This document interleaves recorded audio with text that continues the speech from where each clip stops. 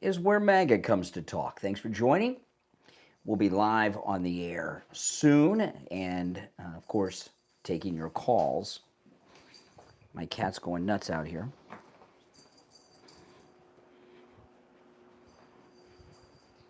If you're new, welcome to my channel.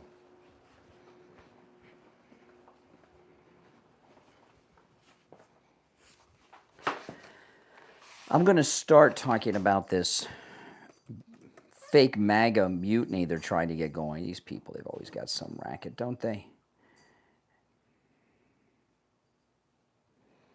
They can just never go at anything straight. It's always got to be some scam, some fake talking point they've got going on.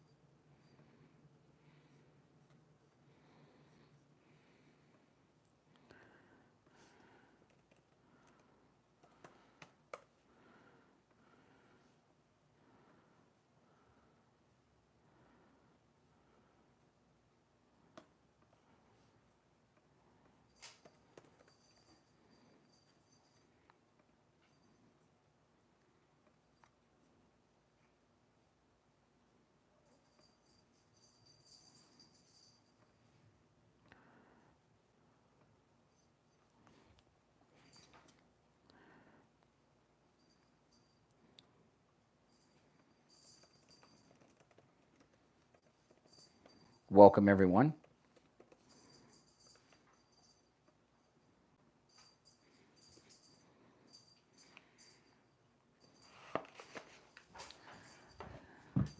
Sorry, Pepsi.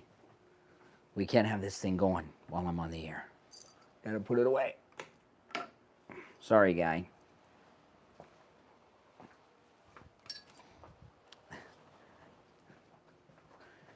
That is Coca-Cola's favorite toy, is that bell. Welcome, everyone. My name is Brian.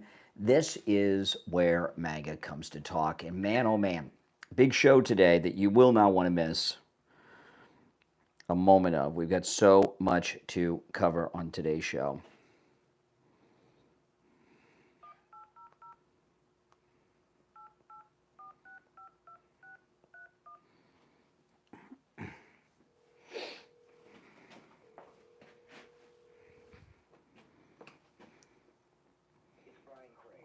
Okay.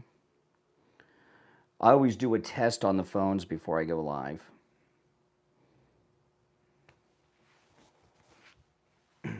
Welcome. Where is everyone located, by the way? I'm just a little curious in this stream. And those of you that watch on this particular stream with the green screen in the background, you can hear me and the callers perfectly here.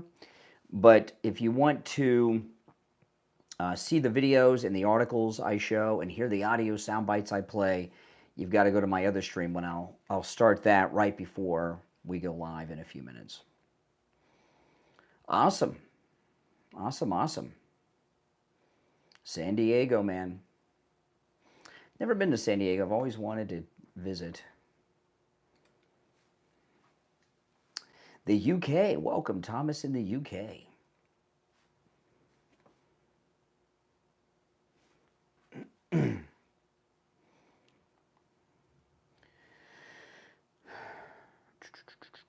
We'll be live in about 7 minutes. Yeah, if you want to call in on the show, the number is pinned in the live chat.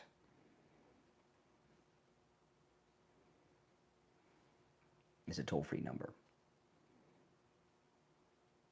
That's right. A patriot who loves Trump. That's great, Thomas. Awesome, awesome.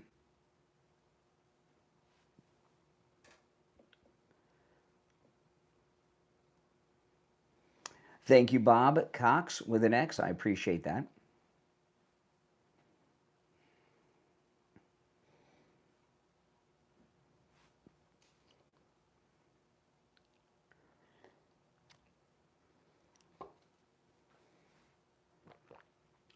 Just looking over a couple of articles that I'm going to be talking about here.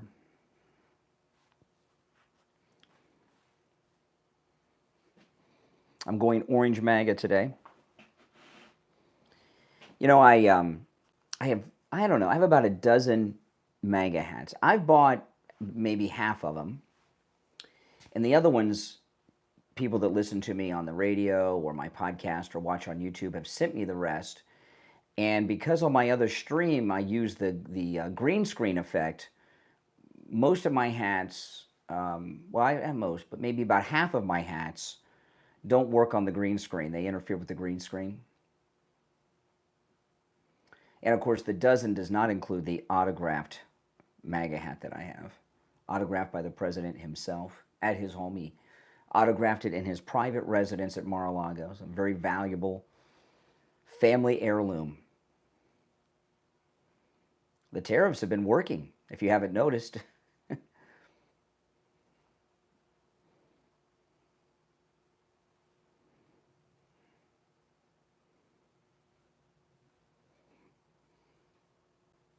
They're working very well.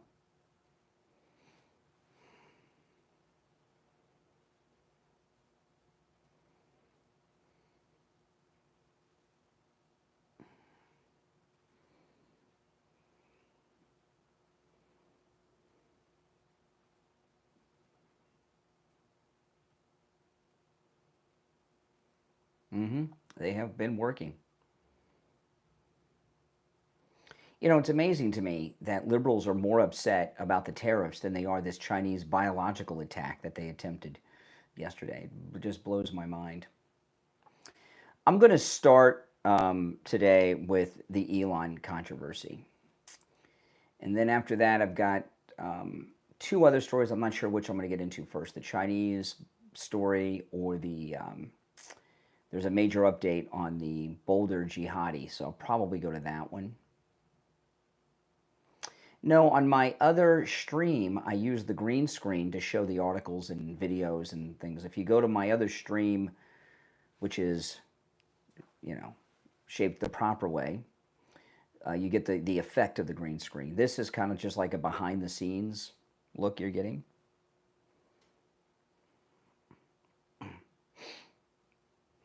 If you watch my other stream, you'd see what I'm talking about.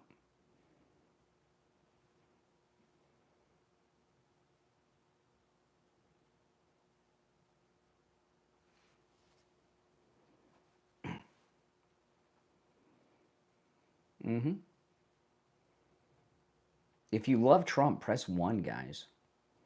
Press 1 if you love Trump. Doge, incredibly, Doge has been so successful in so many levels.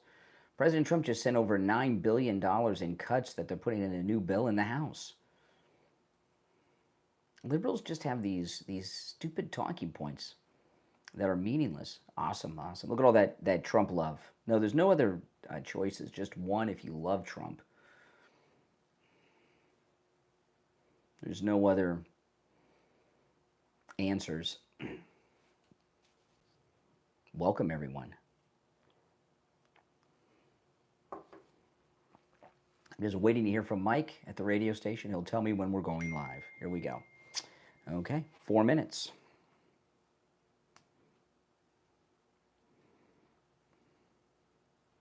Live in 3 minutes. Yep, 3 minutes we're live. Awesome.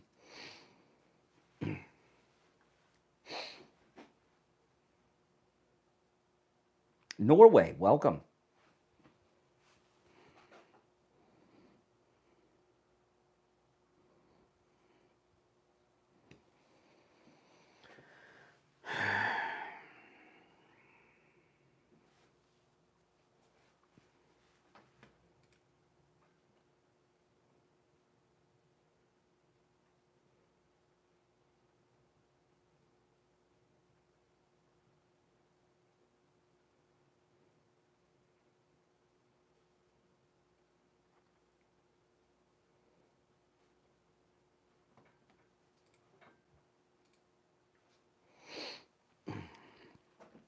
Two minutes. We'll be live in 2 minutes. I'll start the other stream right before we go live. New York City, welcome. Welcome.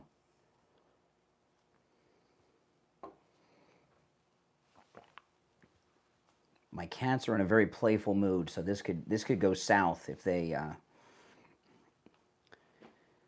decide to jump around on my studio here, which they have been known to do. Yeah, don't let me forget about that Lindsey Graham 400,000. I've got so many things to cover today. I don't know if I'll get to everything. Roy, $5 super sticker. Thank you. Greatly appreciated. Thank you, Roy.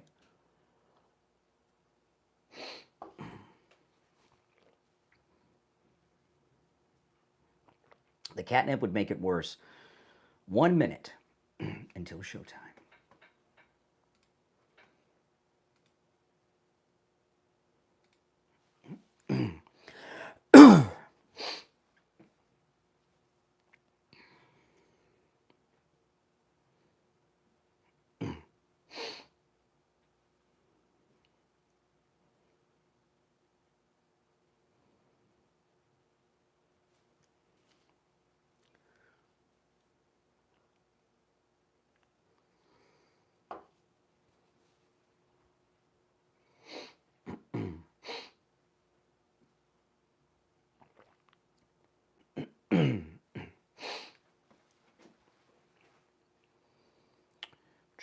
15 seconds.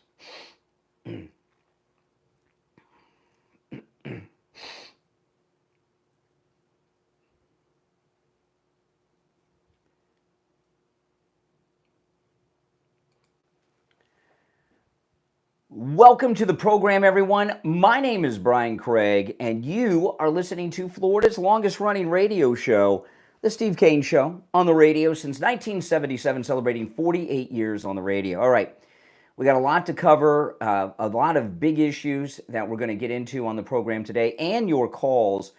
But first, I want to talk about what's going on with President Trump, Elon Musk, and the big, beautiful bill. And the headline story right now in the Daily Mail, MAGA mutiny, MAGA mutiny. I guess because the UK is where the Daily Mail originates from. They like mutiny, I guess, mutiny on the bounty.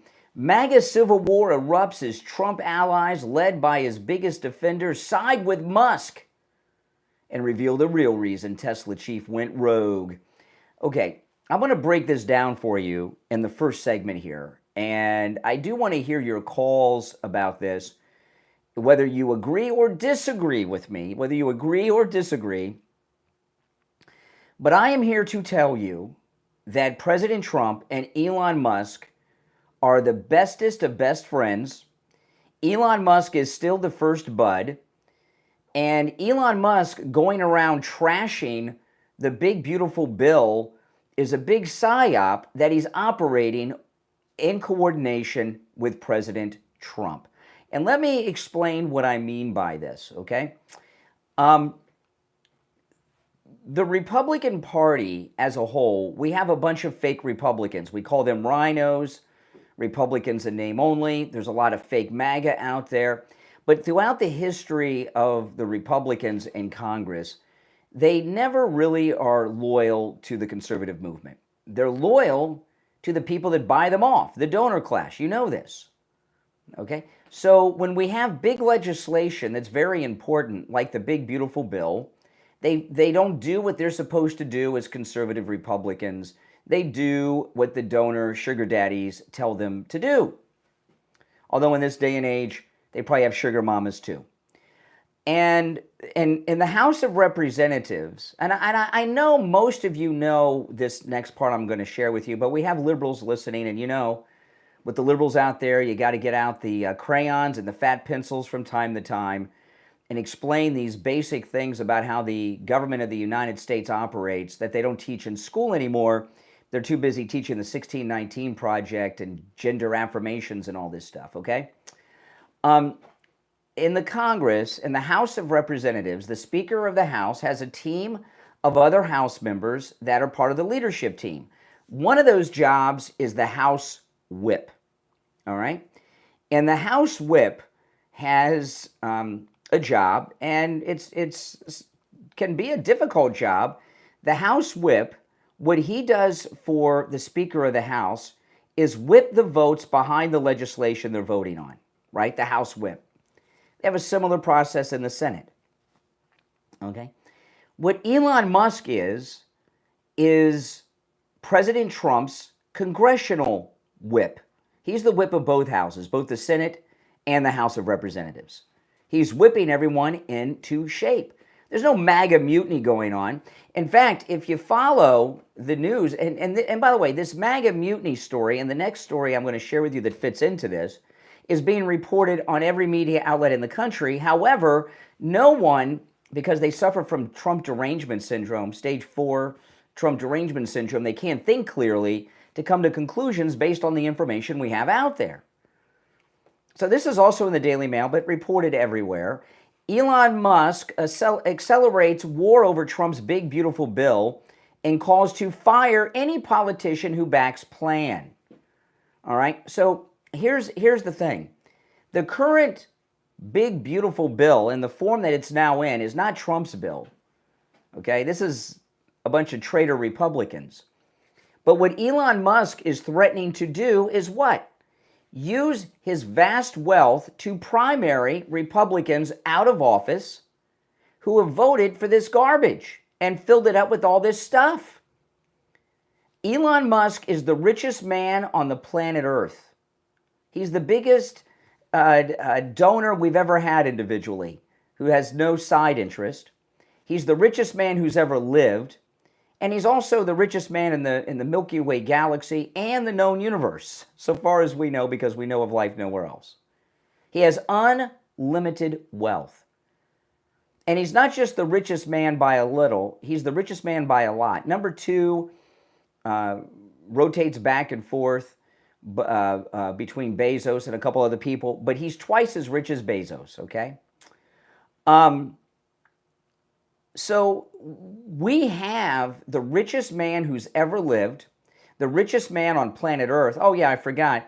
Elon Musk is also the richest African American, being originally from South Africa. He is indeed an African American, literally. He has unlimited wealth and can primary anybody out of office he wants.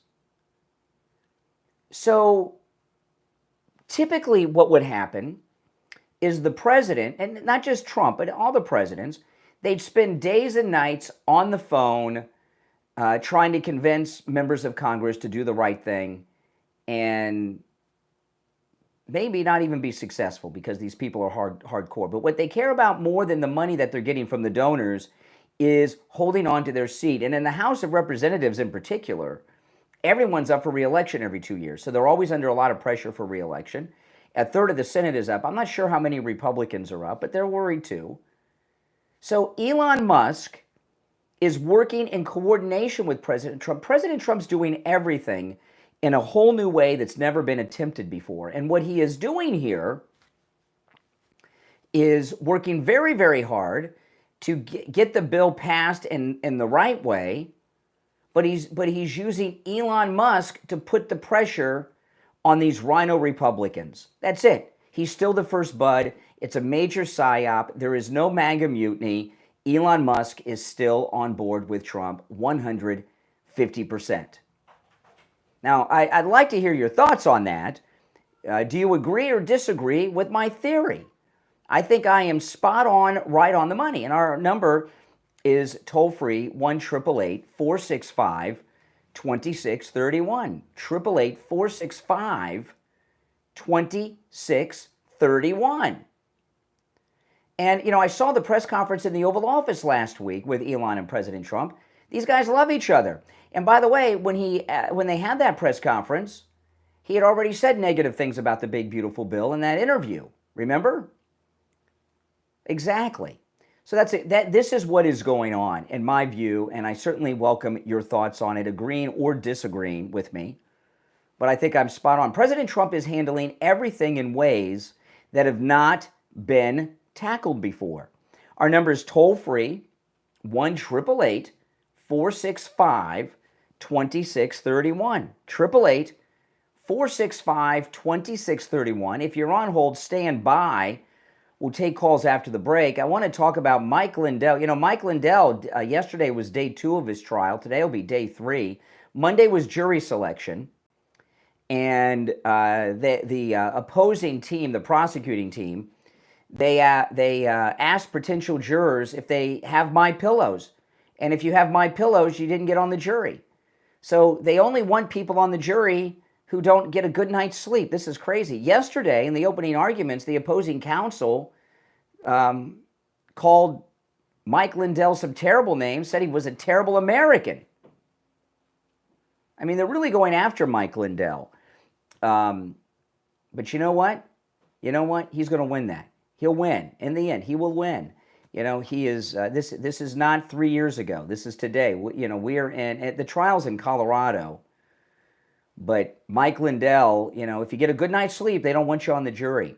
I've been talking about the pillows the last couple of days. I want to talk about the dog beds, which really are pet beds. We have these for both our dogs and cats.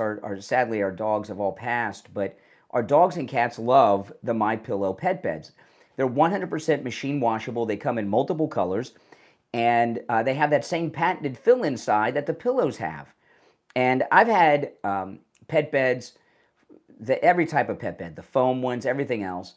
I've never had one like the My Pillow because the other pet beds, you can take the covers off and wash them, but the foam that's inside, you can't wash that, and so you never get the dander out, you never get the smell out, and they have accidents.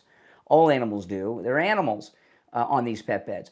The My Pillow pet beds, they're just $39.98 with our promo code Kane at checkout, Kane at mypillow.com. They are 100% machine washable inside and out, and they come in small, medium, and large, depending on what size pet you have. Now, we have the large because we have multiple pets, and they all lay down together and share the pet beds. So go to mypillow.com and order your My Pillow pet beds. Your dog, your cat, they will love it, I promise you. One thing I've noticed about dogs and cats, they know how to get comfortable. They know what the most comfortable place is in the house, and that'll be the My Pillow pet bed. So go to mypillow.com, use our promo code Kane, just $39.98. You can also order by phone, and the number is toll-free, 800-716-4879, 1-800-716-4879. Promo code Kane, Kane. All right, we'll be right back. Don't go anywhere. And by the way, guys, there is a link in the description of the video to, on whatever one you're watching, to my Pillow page. Those pet beds are absolutely amazing. Order yours, okay? If you're on hold, hang in there.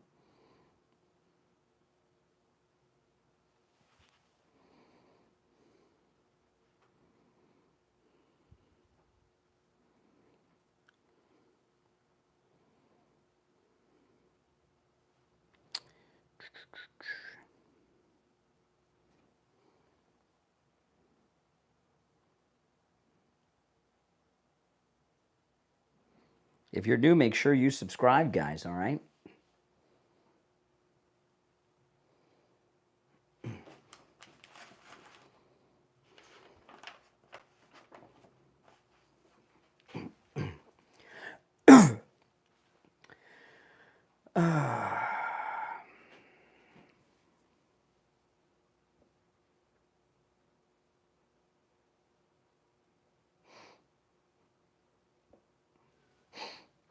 Yes.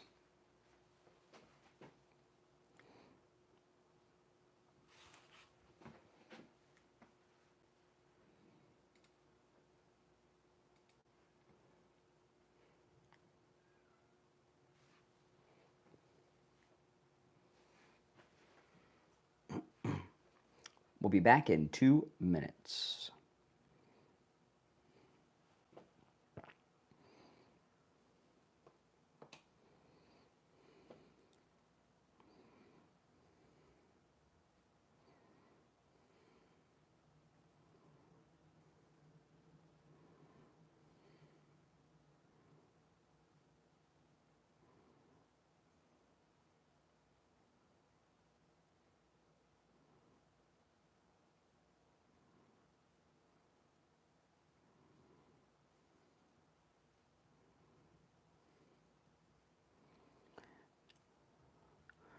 Just over a minute, we'll be back.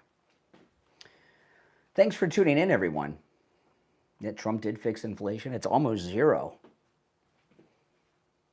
Almost zero. This is one of our scheduled radio station breaks.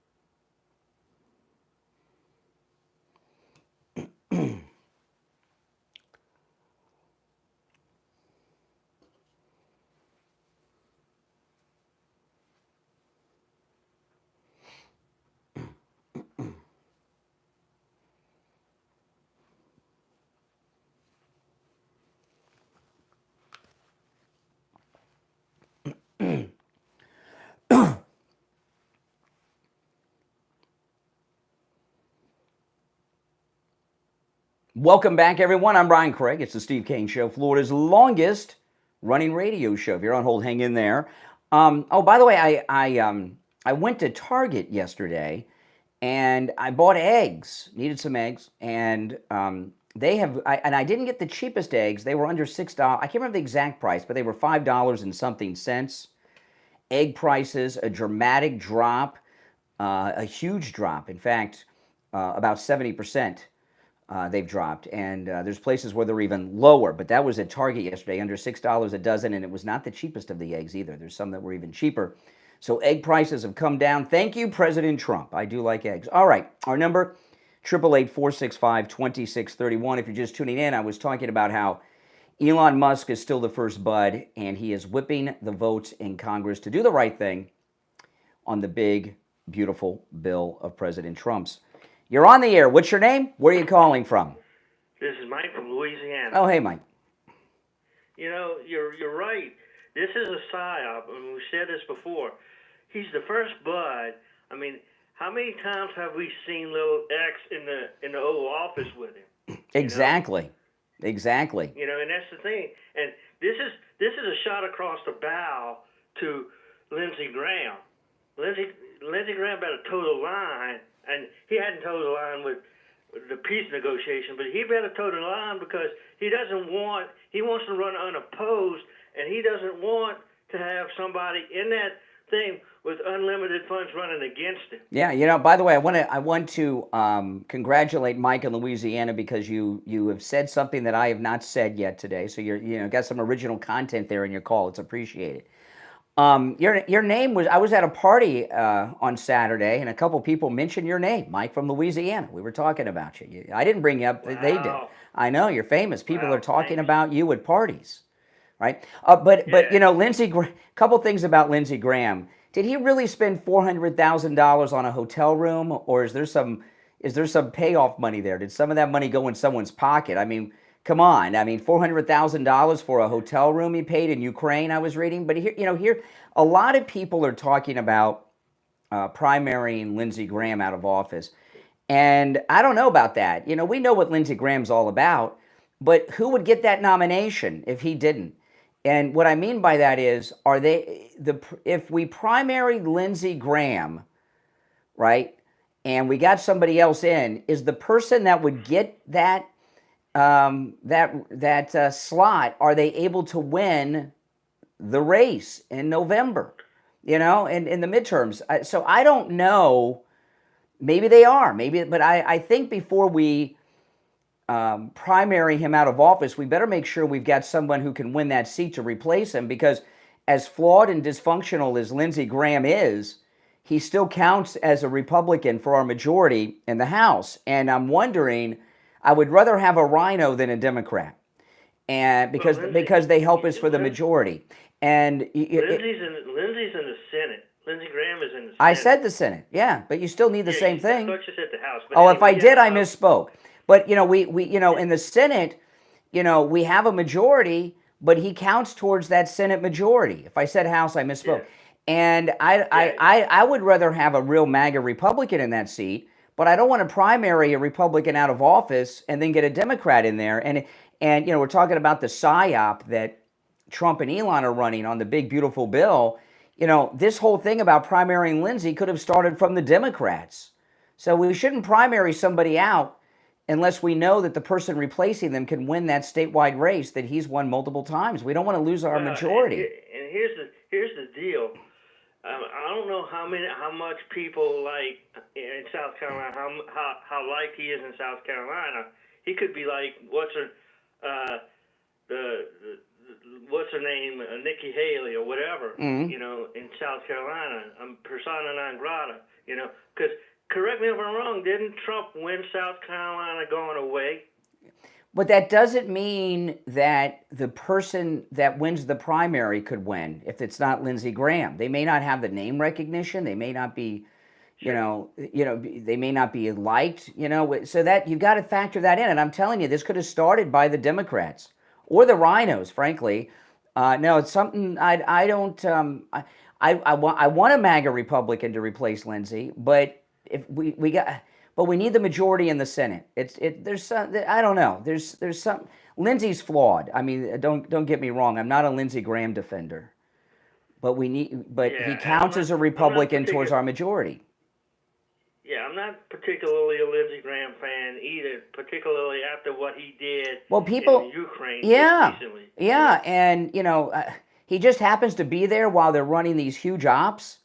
That bridge explosion, that bridge attack, which involved an underwater demolition team that Ukraine pulled off, that was, no doubt in my mind, that was the deep state of the United States in action over there. I don't buy that. All of a sudden, Ukraine has underwater demolition teams. They took out those bombers in Russia. No. And Lindsey just happens to be there spending $400,000 on a hotel room. I mean, come on. Hey, Mike, good to talk to you. Thanks for the call. That was one of Mike in Louisiana's best calls ever. You're on the air. What's your name? Where are you calling from? Good morning, Brian.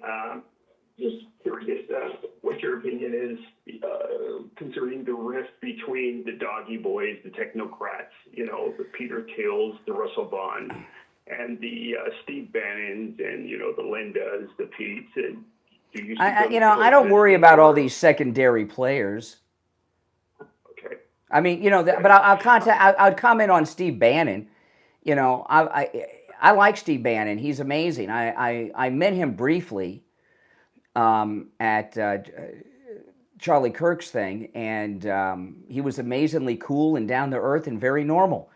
And he doesn't look so sloppy in person as he does online. He looks more stylish in person. That sloppiness is a style. But anyway, he's obviously a little jealous that he's not in the inner circle in the second term, so he's got some bitterness going on there. I get that. And what is your opinion on Elon Musk's apparent use of let's just say extracurricular activities? I don't know what you're talking about.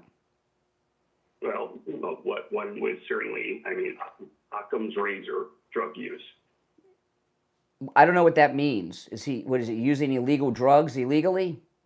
Well, Is he a junkie like Hunter? What are you saying? Is he on crack? Is he shooting heroin? Is he taking fentanyl illegally? What's he doing? Brian, you don't have the entire cow to know you're eating beef, as we say. No. What is Elon? A lot of people take drugs that are prescribed by doctors and are legal and fine. Some people take over-the-counter drugs, and then some people, don't. But I don't know exactly what you're talking about. Well, when you take them as prescribed, you usually don't behave like that. Behave like what?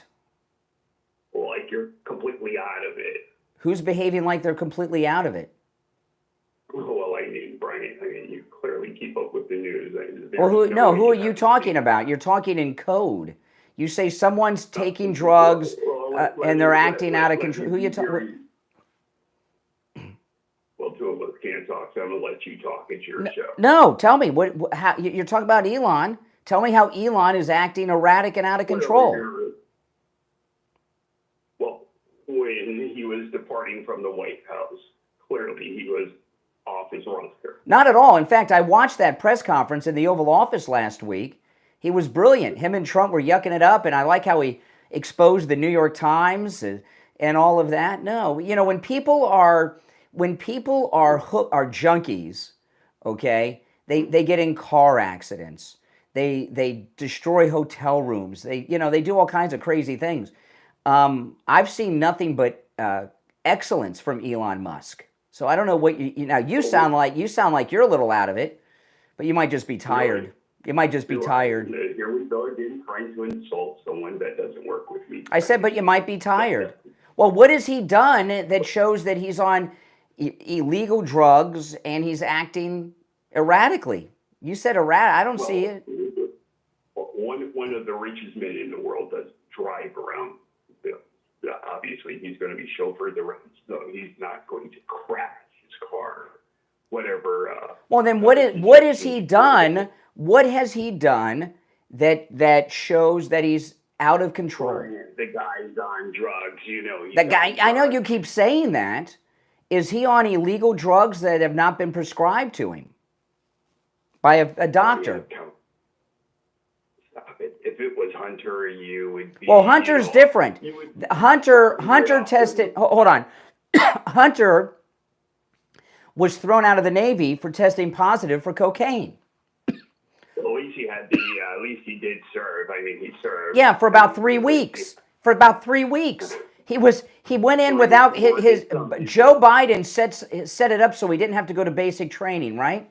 So he goes in I believe he went in as a lieutenant in the Navy, and within a couple of weeks he was tossed out. He failed a drug test. He tested positive for cocaine, so he only served a few days. Now back to Elon. Is he on drugs that are illegal, that are not prescribed by a licensed doctor? Well, I'm sure he's receiving drugs from a licensed doctor, but when you're one of the richest men in the world, I'm sure you can. So you don't know. You're assuming. And what has he done? Yeah. What has he done? He's on TV all the time. That is junkie-like behavior. What has he done? Yeah. Are you watching the same? Well, give me an example of something he's done that shows that he's on some bender on drugs. Well, I tell you what, I'll email you. Email? You're talking to me on the phone right now. Just describe it. You can't do it, can you? I'm not going to describe it. Yeah, I know. You don't want to describe. You're not going to describe it because it hasn't happened. Oh my goodness. I'm Brian Craig. It's the Steve Kane Show. We'll be right back.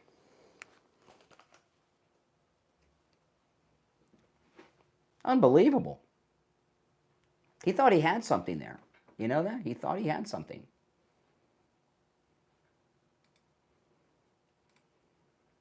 He really did think he had something. They don't think these talking points out too clearly, do they? If you're new to the program, make sure you subscribe, guys.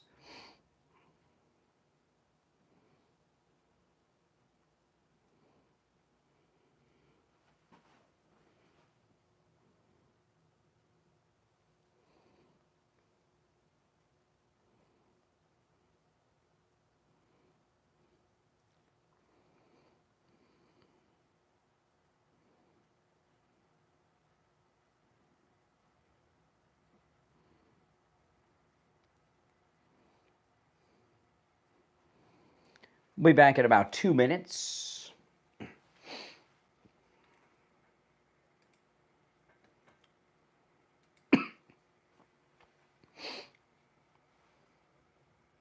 That caller was disturbed. I don't think he thought too far ahead before he called.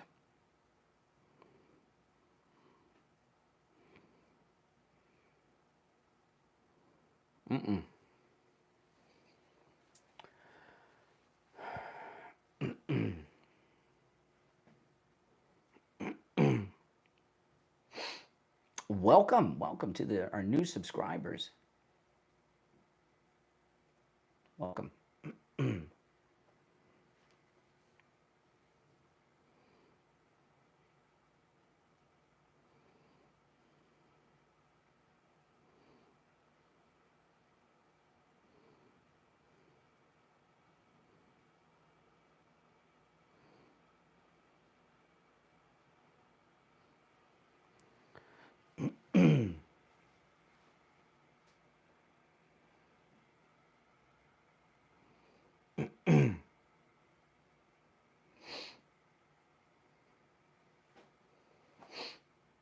1 minute, we'll be back.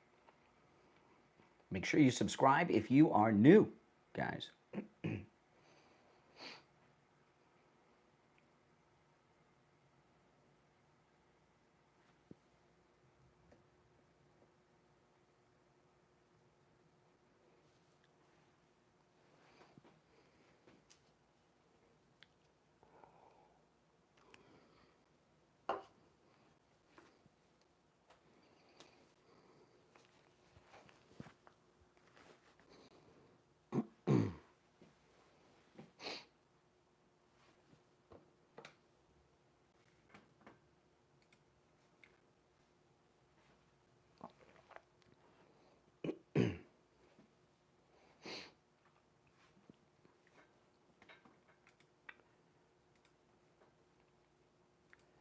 Welcome back, everyone. I'm Brian. It's the Steve Kane Show, Florida's longest-running radio show. Callers on hold, stand by. You know this.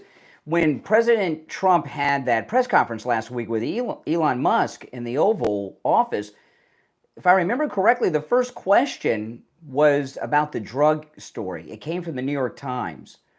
Not only did Elon Musk deny it, he said, remember what he said?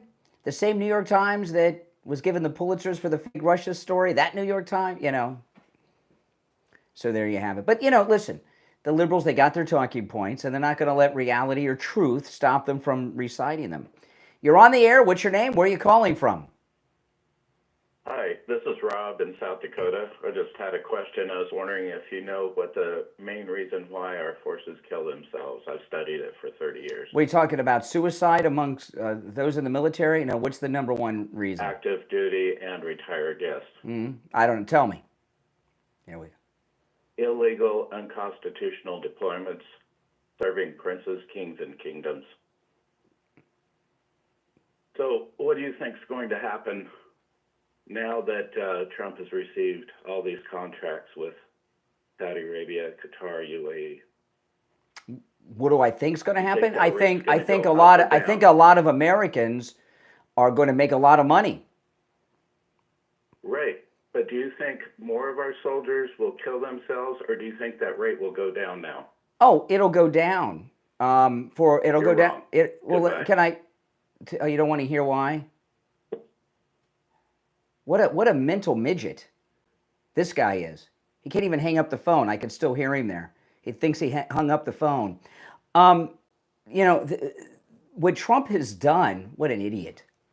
Don't tell me anything that I don't want to hear. I can't hear things that'll challenge what I want to believe. What President Trump has done in the Middle East is stop future wars is the goal, and there will be fewer wars.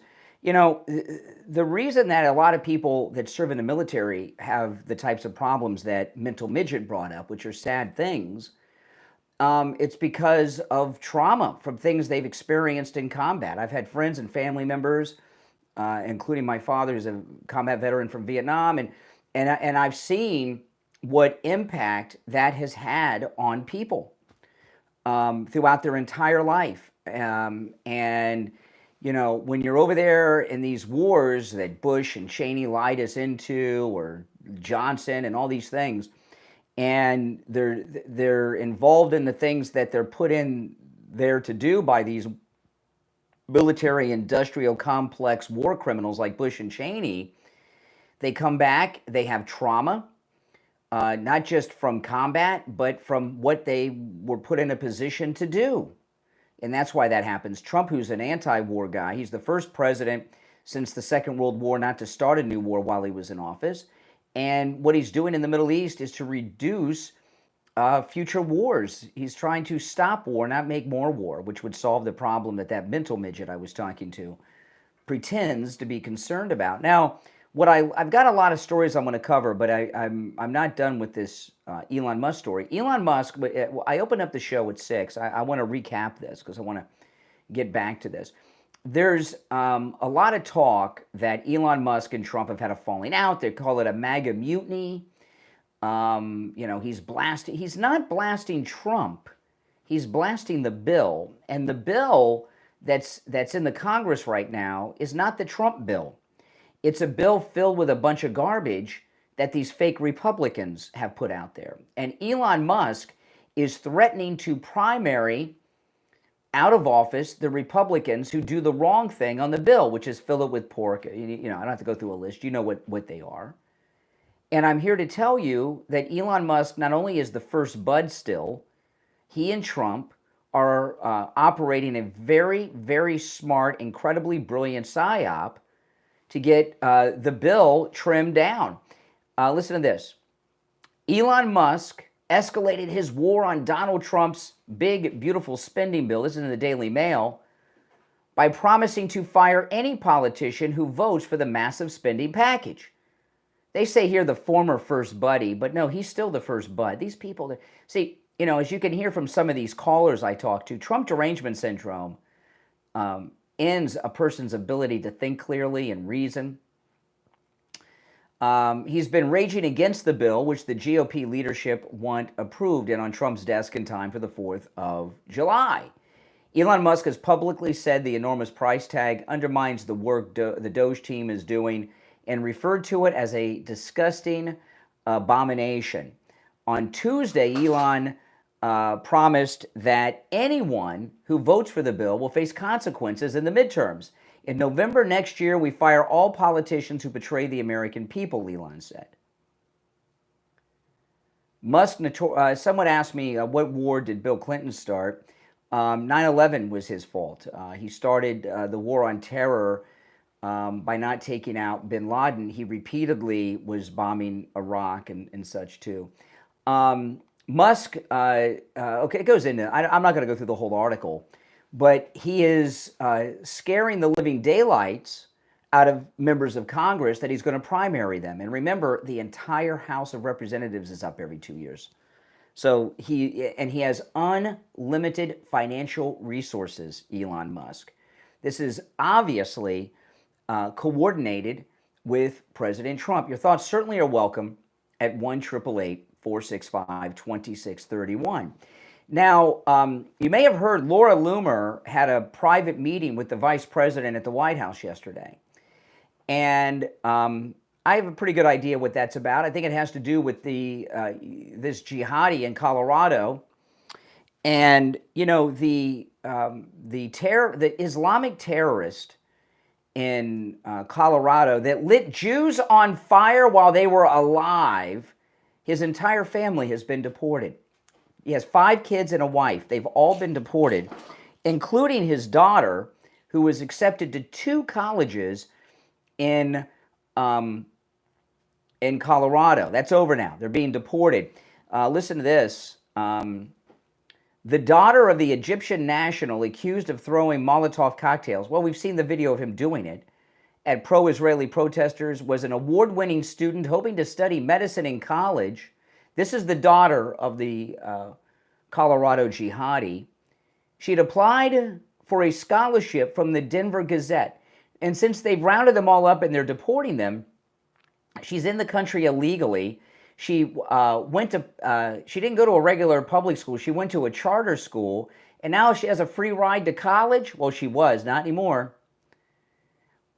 She applied for scholarships from the Denver Gazette, shared how much she's learned and grown as a person since immigrating from Kuwait 2 years ago.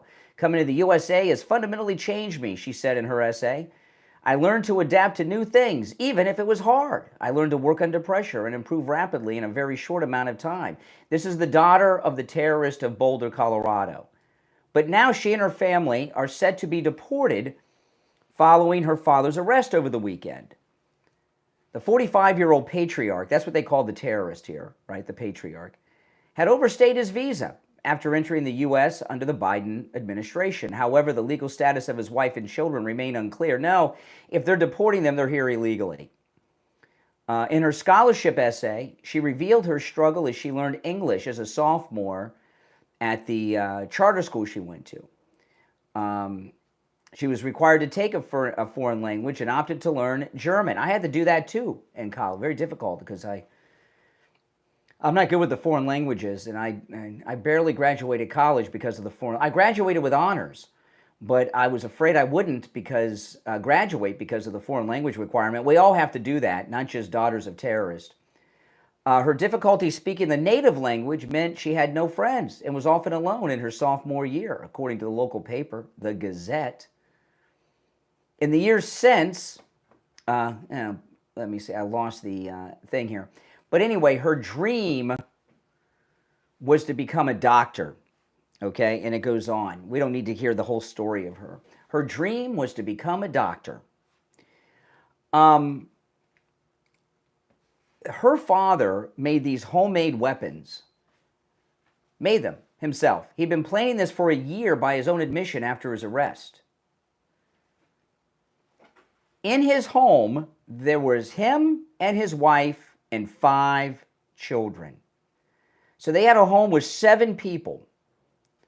I doubt it was a mansion because they were illegal. And I'm here to tell you this, that someone who plans on becoming a doctor knows a lot about science. There's no way that this guy was making Molotov cocktails in a home of 7 people, 5 children and a wife, 7 including him, and the whole family didn't know what was going on.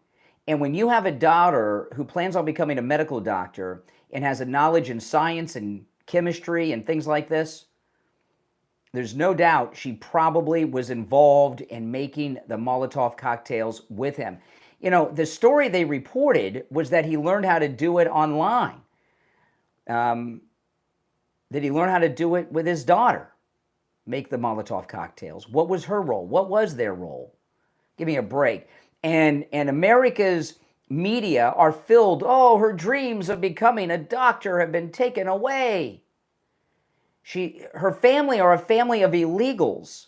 What is she doing getting free rides to colleges and medical school if her and her family are here illegally? She can apply to college and go to medical school in Kuwait. But hey, we want to give the credit where it's due. The Trump administration has done something amazing. We got a terrorist, he's in custody, and they're deporting. Well, they're doing an investigation, but they're deporting his entire family, his 5 children and his wife, all will be deported, including the wannabe doctor, to Kuwait. And that's a good thing. And if they start doing that, and I'll tell you something else. This guy had a lot to lose. 5 children and a wife. Do you think that a 45-year-old father of 5, the oldest about to go to college, just graduated high school, and a wife went and did something like this just to do it? Was he activated by, it's being reported by Laura Loomer that he's Muslim Brotherhood. Okay? That he's Muslim Brotherhood. So was he activated by Iran, the Muslim Brotherhood, or someone else to do what it is he did? I think so. Yeah, I think he was a sleeper. And I think there's a good chance his wannabe doctor daughter helped him develop these chemical weapons that he made at home in a home of 7 illegal people. I mean, my goodness. You take the last popsicle out of the refrigerator, everybody in the house knows it, right, guys? When you got that many people in the house?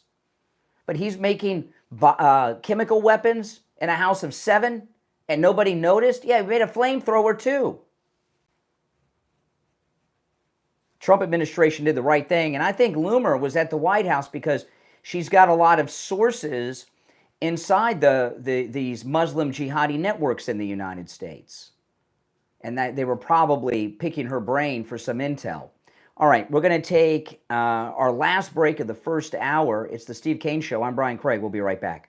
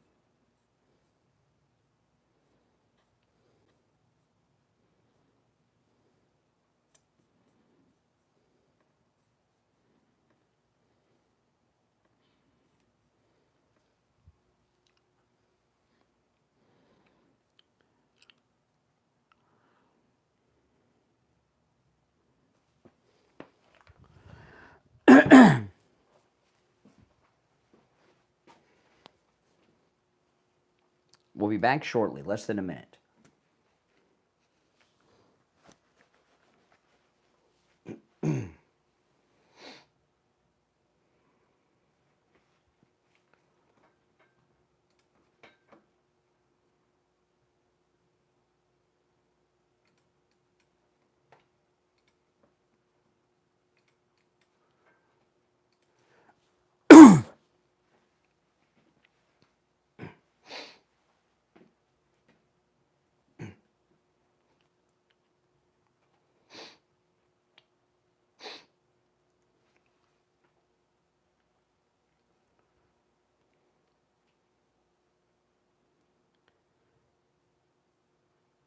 Welcome back, everyone. I'm Brian Craig. You're listening to the Steve Kane Show, Florida's longest running radio show.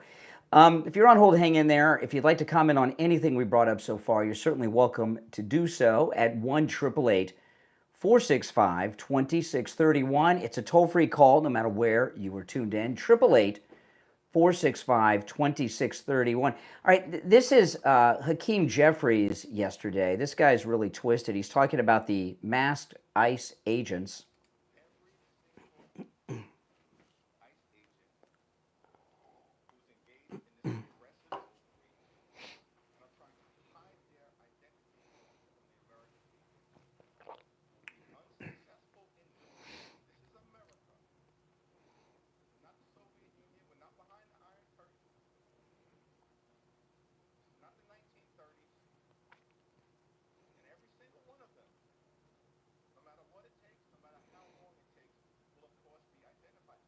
Wow. So he wants to dox everybody. The liberals, boy, they're in big trouble. We want the Democrats to be in trouble. We don't want them to get their act together and make it, so they could get their act back together means it would make elections more difficult for us to win, and we want to win. But they want to identify these ICE agents. Now, the ICE director yesterday was asked about this in a press conference. And he talked about why this started, the masking of these ICE agents, which is kind of new in America. We see this in Latin America, but not so much in the United States of America. We're seeing it for the first time. And when they first started these roundups, they were not just going after the agents' identities, they were going after their children and finding them on Instagram and things like this. And, this is another example with the Democrats. The Democrats are always looking to help non-Americans, others. When do you hear the Democrats speak out saying, we want to do this for the American people? They're always talking about helping criminals or foreigners. And this is one of the biggest problems that they've not yet identified. And they continue to push for this. When you watch any of the arrests in Latin America, all the police, like the local police, are all wearing masks because it's dangerous for them to be identified. And they're dealing with the people that ICE are arresting are the same people that get arrested in South America. It's the same criminal class. These are very dangerous people who have no honor and no rules. And they won't just go after the agents if they have their identity. They will go after their families, including their children. And this has happened here in this country, according to the ICE director in the press conference yesterday. And Hakeem Jeffries, these Democrats have truly lost their mind. Someone asked yesterday a great question, and I cannot wait for her to be asked this question in person. Someone asked this question: what has AOC done since she's been in Congress? Name one thing AOC has done. And, what is nothing, just like Hakeem Jeffries. It's not just that they're advocating for criminals and terrorists and illegals and foreigners and not Americans or America. None of them have done much of anything for years and years. Meanwhile, the Republicans are. In fact, it came out yesterday, the great Pete Hegseth, who may go down as the most historic Secretary of Defense of all time. He's absolutely amazing. One of our ships is named the USS Harvey Milk. Harvey Milk. Harvey Milk was a San Francisco gay activist. They made a movie and Sean Penn played him. And the naming of U.S. naval vessels falls under the authority of the Secretary of Defense. And he has removed the name Harvey Milk from the name of that vessel. They're renaming it. Now, they haven't announced the new name of the ship, but they've taken Harvey Milk's name off of it. These are the things we voted for. And he's doing it during Pride Month. You know, and I'll tell you this, there's very little outrage about it. It came out yesterday. Have you even heard about it before I mentioned it? Probably not. And, you know, naming warships after someone who's a gay activist, those days are over. And this country was never woke. Just a lot of people thought we were, and that's a pretty amazing thing. He renamed the bases, and now he's taken Harvey Milk's name off a U.S. naval vessel. And I can't wait to find out what the name will be. They've not announced what the new name will be. I don't know if it's going to be something to be like the exact opposite of that. I don't know. But that's a big, you know, this country was about to be lost due to wokeism, and we came very close to losing our country. There's been 3 times in American history that America was in danger of falling. The War of 1812, when D.C. got burned down. The country almost didn't survive that one. The Civil War, of course, and this wokeism that took over the country the last 4 years. We almost lost the country. And if Kamala Harris would have won that election, or for that matter, if Butler didn't turn out so well and, you know, Trump went on to get the nomination and Nikki Haley became president, it would have been just like having Kamala. Just the wars would have happened faster because she's with the military-industrial complex, with her man hands. Okay, Nikki Haley. But not only have we stopped future wars, we saved our country. Because the wokesters, if Trump would not have won this election, the wokesters would have taken that as a mandate, and everything they've been doing would have been going full steam ahead.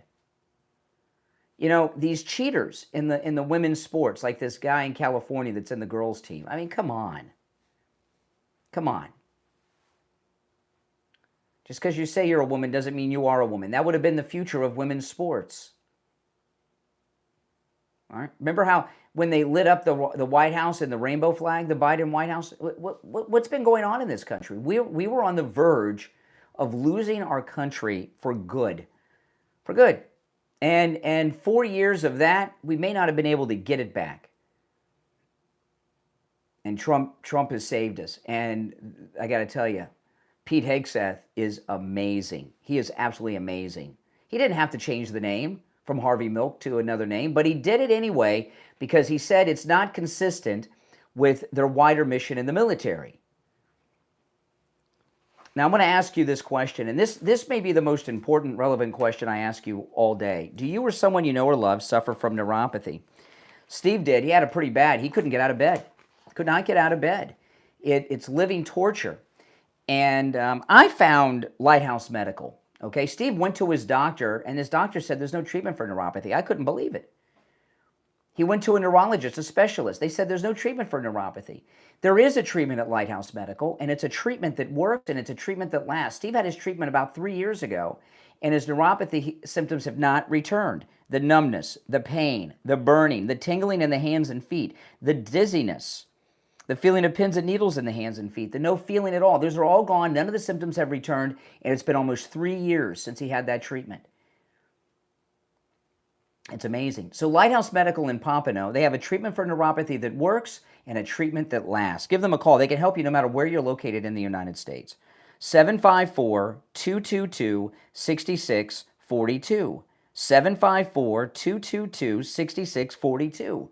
That's 754-222-6642. And online, lighthousemedicalcenter.com. 1 hour down, 2 to go. Call us on hold. Hang in there. I'm Brian Craig. This is the Steve Kane Radio Show. We'll be back with more of your calls and a lot more to discuss right after this break.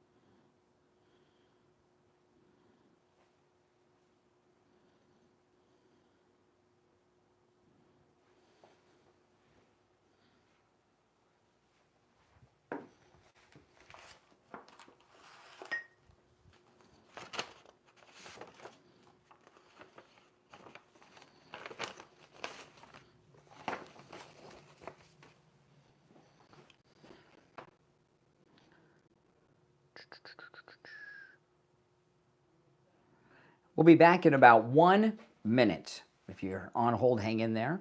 And if you're new, make sure you subscribe to the program. This is where MAGA comes to talk. No doubt about that.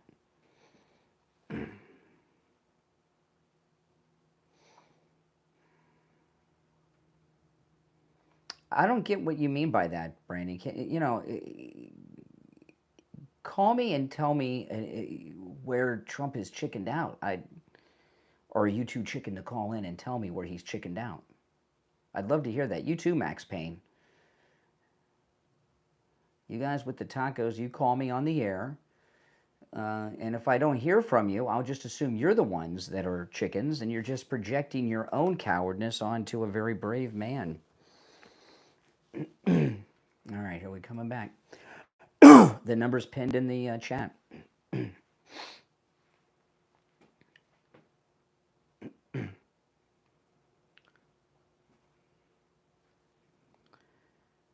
Hour number 2 has begun. You're listening to Florida's longest running radio show, The Steve Kane Show. On the radio since 1977, celebrating 48 years on the radio. My name is Brian Craig. And I've been giving Kash Patel a hard time, but he's come through and done something great. He stopped a Chinese CCP terrorist attack on the United States. Let's talk about this. This is crazy. A Chinese researcher accused of plotting with her boyfriend to smuggle a weapon of agro-terrorism into the United States. Boy, that's a new word, agro-terrorism. This is why all Chinese-owned land in America should be seized and sold to Americans. Why do you think the Chinese, the CCP, are buying so much farmland? Agro-terrorism, a new form of terrorism. You know, they own the farmland, they control the food supply, by the way. A Chinese researcher accused of plotting with her boyfriend to smuggle a weapon of agro-terrorism in the United States may have successfully hidden pathogens in her shoe on a previous trip. She's a University of Michigan postdoctoral fellow. Oh my goodness.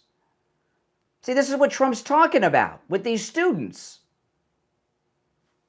She's been charged along with her boyfriend in the plot tied to the CCP, the Chinese Communist Party. She arrived in the United States from China in 24. Who was president in July 2024? Well, it's hard to say, isn't it, right? Biden, Obama, Jill Biden, Hunter Biden, the Otto Penn Committee. It's a good question. She arrived in the United States from China in July 2024 carrying 4 small baggies of a product responsible for causing billions of dollars worth of damage to livestock, wheat, barley, maize is corn, and rice globally each year. FBI boss Kash Patel issued a chilling warning after the first pictures emerged on Tuesday. Here we got a Chinese CCP college student who is committing an act or attempting, well, it's an act of terrorism. More sophisticated than the jihadi in Boulder, but more deadly. And, you know, one of the things that's being reported is this also, this agro-terrorism weapon that she was trying to smuggle into the United States also has an impact on an individual's ability to become pregnant. That's an attack on our population. And I've told you guys that all this trans stuff, you know where this trans stuff started? You know where it really started to take off? It initiated at Target with the bathroom thing. But what started the huge trans movement in this country? You know what it was? TikTok. And who owned TikTok? China. China pushed on TikTok all that trans stuff. And what did they do? They weakened our military. They lowered our birth rate, all kinds of things that were negative. And they caused a lot of division in the country. We're under attack by China in more ways than we want to know, really. And in many ways that are difficult to understand. Chinese are very smart people. The Chinese people I've known in my life are some of the smartest people I've ever known in my life. And the CCP, they're evil, man, and they do things in some dark, sinister ways, like buy up our farmland, and then they got agro weapons. I've never even heard of agro-terrorism before. Have you? You're on the air. What's your name? Where are you calling from? Here we go. You're on the air. What's your name? Where are you calling from? Oh, I'm on the air, huh? For now. We'll see for how long. What you called me? What's on your mind? Can you hear me? I can hear Can you. you hear me? I can. The question is, do I want to hear you? What's on your mind? What's on my mind? Well, you called me. How many people are in here? Well, with all our radio What's on my stations, mind? there are thousands upon thousands of people listening to you for the moment. But you've got to have something to contribute. You asked me why Trump is a taco, okay? Of course, you're uneducated. Well, educate me. You're calling Trump a coward. I'm uneducated. Educate me to the cowardness of Donald Trump that you say that I'm not educated on. So do you believe that Trump has tariffs still? I couldn't, you were mumbling there. Do I believe that Trump has what? I didn't understand what you said. You said, do I believe that Trump has what? What did you say? Sorry, your feedback, you're coming off like twice. Your mic is terrible. Turn down the volume of whatever you're listening to me on in the background. There's a delay. That's what that is. I'm uneducated, but you know. Hold on. Yeah. Oh my goodness. Can you hear me? Sadly, yes. Give me what right. question did you ask me? All right, let's have a mutual conversation, huh? What a mutual conversation. I'm not sure what that means, but go ahead. Ask me your question about Trump. Oh, hold on. There we go. Oh, hold on. Okay, I lost you. Are you back? I am back. Ask me your question about Trump. I couldn't understand it the first time. So you said, why is Trump a taco? Okay. And the reason why Trump is a taco is because he's implemented tariffs 4 different times and took them away immediately. And those tariffs had absolutely no effect towards what he was trying to, tariff them for. So what is your reasoning for these tariffs? Why? Okay. Now we're talking about 2 different things. We're talking about 2 different things. Okay. Why do you support Trump? What is your main? Well, I'm going to answer the first. I'm going to answer. Listen, I'm going to answer the first part of what we're discussing first. And you say you say Trump is a coward. I'm here to tell you. Trump is the biggest coward of a president we've ever had. Okay. I want to tell you my answer. President Trump is the bravest president. Is this opinion or fact? Tell me. All we have are opinions. What you shared with me was your opinion, and you know what they say about those. But President Trump. My opinions are. This conversation's about over. Excuse me. This conversation's about over. You have to stop talking while I speak. We have to take turns, or I'll end the call. Of course. Okay. Of course. I believe that not only is President Trump not a coward, he's the bravest president we've had in my lifetime. He was shot in the head. He was shot in the head by a never-Trumper in Butler, Pennsylvania. What did he do? He wouldn't let them take him away, the Secret Service. He wanted to finish the speech. And he wouldn't let them leave until he got up and talked to the crowd in the microphone while bullets were flying. Oh, hoorah. What a Then he went on to have continuous open-air rallies, even after the Never-Trumpers tried to shoot him again at the golf course. He even returned to the site where the Never-Trumpers shot him in Butler and did another open-air rally. I think that takes an incredible amount of bravery. So are you saying that you've never been shot at? No, I've never been shot at. Have you? Have you been shot at? Yes, I have. In what scenario? What are you, a veteran in combat? You're a veteran in combat? No, I've been shot at on the streets. I've been shot at. Why was someone shooting at you? Doesn't have to do anything. Was there a conspiracy? Really? Remember when you said about letting people speak? So I want to get some clarity here. So you mean to tell me that, like President Trump, they hired somebody hired a sharpshooter to target you? What was the situation you were shot at in? We're not talking about me. We're talking Well, you about brought it up. You brought it up. You said you were shot at. Trump being shot. Well, I think after someone is shot, for seconds later to get up and Why don't? Yeah. Okay. You're yelling. You're getting a little emotional here. You better calm down, sir. what if I better calm down? What if I don't? What are you going to do? Oh, God forbid. Who knows? What are you gonna do? Well, I'll just continue. I'll just continue without you. But explain to me, a man gets shot in the head, and he gets up and continues to speak. How's that cowardly and not bravery? How is that cowardly and not bravery? After he got shot, he got up and wanted to continue speaking, and did. He said, "Fight, fight, fight," with blood all over his face. That's not cowardly. That's bravery. I feel really, really bad for the person who took the shot for him. He's probably up in heaven, really, really regretting his decision. I don't even know what that means. Meaning the guy that took the shot for Trump is regretting taking that shot for Trump. Trump is such a coward. What are you talking about? Cowards don't get up after they've been shot in the head and continue speaking at the spot they were just shot at. He didn't get shot in the fucking head. Oh, there we go. All right. Dump button. If you're on hold, stand by while we wait for the delay to re-engage. First time today, Mike. The ear is part of the head.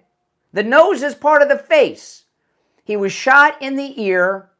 The gun was aiming for his head, and only by the grace of Jesus above did that tech person put the monitor on the other side of the stage than normal. Oh, my goodness. You know, the reason for the language from that guy and the confusion is they get so wrapped up in this coward thing when you bring to their attention that he's the exact opposite of that. He's the bravest president we've had in my lifetime by far. And he knew he was shot. President Reagan got shot. He didn't know it, and he fled. He didn't know it. Our number's toll-free, 1-888-465-2631. 1-888-465-2631. If you're in pain, go see Dr. Appleton. He's rid me of pain 7 times. And I was talking earlier this week. I was at a party on Saturday, and some of our listeners were there that go on our MAGA cruise. See what happens when you go on our cruises, you know, some of you? I hang out on the weekends with some of you. And I don't know, whether three people were telling me, we were having beers, and they were telling me how they're pain-free now thanks to Dr. Philip Appleton and his laser weight pain treatment in different parts of their body. It's absolutely amazing. And I think about, what would my life be like if I never met Dr. Appleton? All these pains and injuries still would have happened. I would have been one of 2 things. Either a junkie like Hunter Biden, right, on pain medications and addicted and stoned, or I'd be suffering a lot. I am pain-free. And with the laser weight pain treatment with Dr. Appleton, there's no drugs, no shots, no injections, no downtime, no surgery, and no appointment necessary. Walk-ins are welcome, even on Saturdays. If you're in pain, you don't have to be. Go see Dr. Appleton. It's a free consultation. If you have x-rays and scans, bring them with you. Dr. Appleton will gladly look them over for you. Here's his number. Give him a call and say bye-bye to your pain. 954-973-0710. 954-973-0710. And online, AppletonCairo.com. We'll be right back.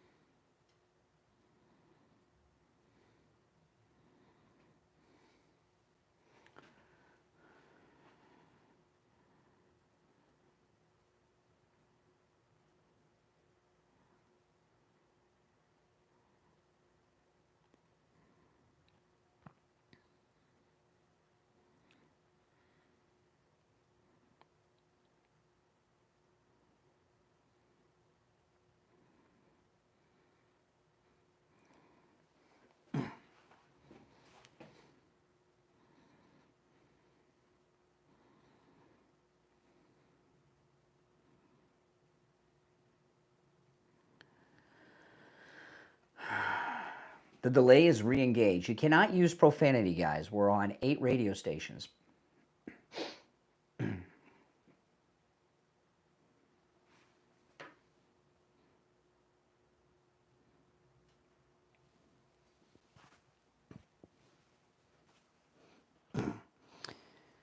I like this orange MAGA hat. One of our listeners sent it to me, which I like this hat a lot. This is a good one. And it's light. It's good for the summer weather. This is kind of like a summer MAGA hat because it's lighter, so you don't get your head doesn't get as hot. I don't know where it's made. It's not an official Trump cap. The official Trump caps are all made in the USA. This one doesn't tell us where it was made. I don't know. But does it matter if it was made in China? You know. I know this, whatever device you're watching me on probably was not made in the United States.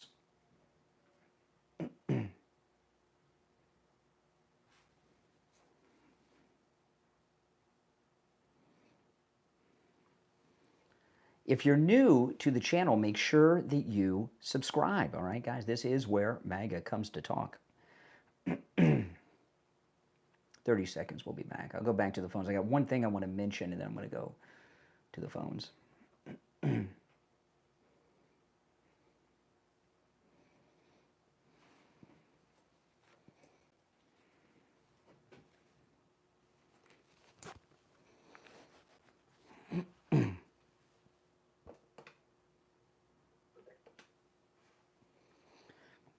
We're back. I'm Brian Craig. It's the Steve Kane Show, Florida's longest running radio show. I got a text during the break from one of our sponsors of the program. I don't want to say who because I don't know if they want to be connected to this particular theory, but they sent me a text that I think is such a great question, and I'm going to ask the question to you. I was talking before I talked to that lunatic about the Chinese agro-terrorist that were planning some type of just agro-terrorism, as you know, and went through the whole story. And what the text from our sponsor and my friend says, do you think this agro-terrorism might have had something to do with the egg prices? I would not be surprised. Look at that. Look at the impact it's had on our country, the egg prices. So much is made with eggs. And it's a staple of the American diet. I would not be surprised at all. All right, let's go to the phones. You're on the air. What's your name? Where are you calling from? Good morning, Fag. Okay, second time we had to use the dump button. Okay. Oh, if you're on hold, hang in there while we wait for the delay to re-engage. You know, I don't mind people calling me names, but could you use radio-friendly names and insults? There's a whole long list of names that words you could use to call me communicating the same thing that are radio-friendly. Gay, you could call me homosexual, all kinds of things. All right, let's go back to the phone. Well, hold on. Delay not quite re-engaged. I'll give out the number. 1-888-465-2631 is our number. 888-465-2631. All right, the delay is re-engaged. You're on the air. What's your name? Where are you calling from? Hey, this is Jeff from Marion, Ohio. Hey, Jeff in Ohio. What's up? Not much, man. I heard you talking about that naval ship. Yeah, for people that are just tuning in, let me recap that. I was talking about this in the first hour. The great Pete Hegseth, there's a naval vessel, the USS Harvey Milk. Harvey Milk was a gay activist. They made a movie about him starring Sean Penn, and he has changed the name of that vessel. He has removed Harvey Milk's name from it. He's not announced the new name, but U.S. naval vessels will not be named after gay activists in the Trump administration. Okay, so that's what the caller's referencing. Yes, your thoughts? So, yeah, I think they should rename it the USS Donald. No. I don't want to have to use the dump button like 3 times in a row. Trying to have a conversation with some of these people is nearly impossible. You're on the air. What's your name? Where are you calling from? Hello, my name is Brandon. I'm calling from California. It's currently 4:23 a.m. I've been up all night. I'm at work. How's it going? It's all going all right. Going all right. You're talking pretty fast. You must be drinking a lot of caffeine at work. No, I'm hitting my geek bar, you know. Okay. So can we play a little game? Okay. I don't know about I'll name one policy. Yeah. Or here. Okay. Can you name me one policy that you like of Donald Trump? Oh, yeah, absolutely. Shutting down the illegal immigration at the southern border. He sent the United States Marine Corps to the southern border, and illegal. Yeah, it is a policy. It's his immigration policy. I'm talking like actual policy. That's a policy. It's his immigration policy. It's not an actual policy. It is a policy. There's no policy. Sure. Okay, Anything the so president. Yeah, he exactly- established a policy of being against and stopping illegal immigration. That's a policy, as well as the deportations. That is not an actual policy. It is a I'm talking policy. like, Okay. So other than what he's done, what are some things I approve of? yeah, sure. Well, when I tell you something, we have not passed any legislation yet because the big beautiful bill hasn't gone through yet. But he signed an executive. He signed an executive. Excuse me. You asked for a policy. He signed an executive order reducing prescription drugs by 80%. That's another Trump policy. I support that. Anything else? I mean, I could do this all day. There's a lot, but you know. I'm just asking because, like, I want you to let me speak too. Well, you asked a question. You want me to answer it, right? You said name a policy that he has that you support. I gave you two. So can you tell me why you support a 32-count felon and a man that was proven to be civil liable for sexual assault? Well, first off, I don't understand what civilly liable for sexual assault even means. But so far as you don't know what civilly liable means? No, I don't, and I don't think anybody does. I think it's some made-up thing. But so far as the felony convictions, you know what liable means? I know. Yeah, I know what that means, but I've never heard you don't know what a civil court is? I know what a civil court is. Yeah, sure. Now, so far as the criminal convictions, as far as the criminal, no, you asked a question. You don't want to answer. No, I'm asking. No, I'm not here to take a quiz from you. We're having a discussion. Then what are we doing? Are we having a debate, or are you just gonna just? You ask questions, and I'm answering them. So far as the criminal convictions, a corrupt judge whose daughter raised $100 million during the trial on the promise of putting Trump in jail. To him were Republican. Judge Mershon in New York is a Democrat judge. Maybe that was a better option for him, because why would you appoint a judge that's in He his didn't own appoint favor? Judge Mershon. Judge Mershon is a local elected judge in the state of New York who's a Democrat, and he's corrupt. Okay, what do you think about the mass deportation? I support that. That's a great policy. That's part of his immigration policy. What do you think about him deporting American citizens? He has not done that. It's been proven he has. No, it has not. Tell me who. I'll look it up. I'll Google it right now. I'll look it up right now. What American citizen has been deported? Who? I thought you were looking it up. You said it was proven. I need information. You said it. Give me the name and I'll look it up. The U.S. citizen that Trump has deported. You said it's been proven he's done it. Give me the name. I'll look it up. Okay, let's. You must feel. Are you feeling stupid yet? Let's talk about. You want to cheat? Oh, you're done with that one. Okay, so you've given it. So he is not deported. No, I wasn't done with that one. Well, you said it. You're going to withdraw that charge? You were wrong? You said something about Trump that wasn't true? Okay, I can't remember his name, but the guy with the MS-13. He was not a U.S. citizen. He was an illegal immigrant who was ordered by 2 federal judges to be deported. Garcia. He was not a U.S. citizen. Yeah, but the El Salvadorian leader, he said that he didn't belong there. No, the president of El Salvador said he's right where he belongs. The guy you're talking about is Garcia. He's a citizen of El Salvador, not the United States. He's an illegal alien ordered by 2 federal judges to be deported. Why are you calling him an alien? That's so crazy. These are people. There's different types of aliens. Are you racist? Are you racist? See now what they're doing? Of course I'm not. Then why would you call someone of color an alien? I'm not calling him a space alien. I'm calling okay, let me tell you something. Slow down a second, California. There's only one type of real alien, and those are illegal aliens. Space aliens don't exist. Extraterrestrial aliens. No, there are no extraterrestrial aliens. Space aliens do not exist. Illegal aliens do. Alien applies to people that are somewhere that they don't belong. You're aware that extraterrestrials do not exist, right? We've never seen one. The definition of an alien? All you got are stupid questions. He's an illegal alien.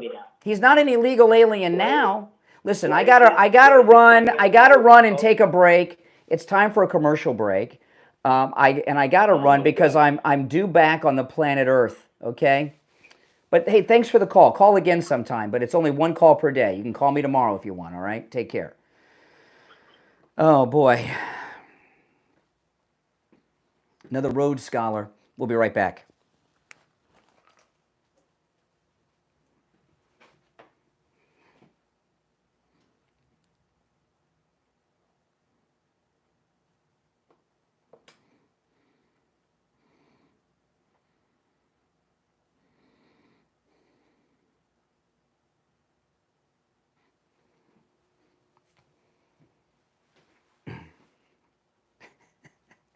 I mean, you guys get that. Space aliens aren't real, right? Oh, my goodness. They took the space alien. They got alien from the illegal.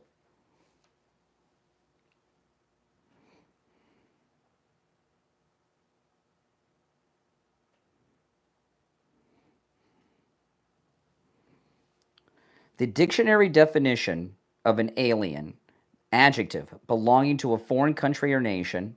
Noun, a foreigner, especially one who is not a naturalized citizen of the country where they are living.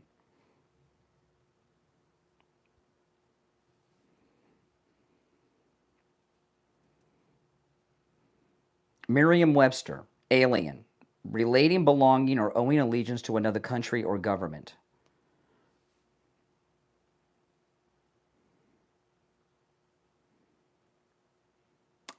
This is also Merriam-Webster. A person who is not of a particular group or place. Extraterrestrial aliens do not exist. That's science fiction. Emphasis on fiction. Okay. I think for a second he believed that aliens existed. Oh my goodness. What are they teaching kids in college these days?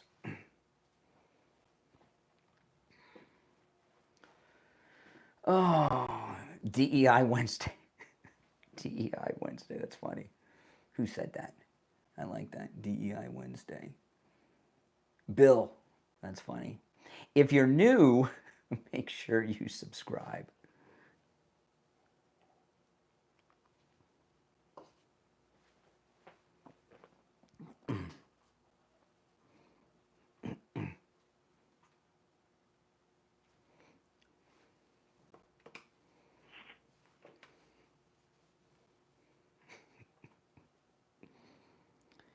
Oh my goodness. What a way to make a living, guys, huh? I'm blessed.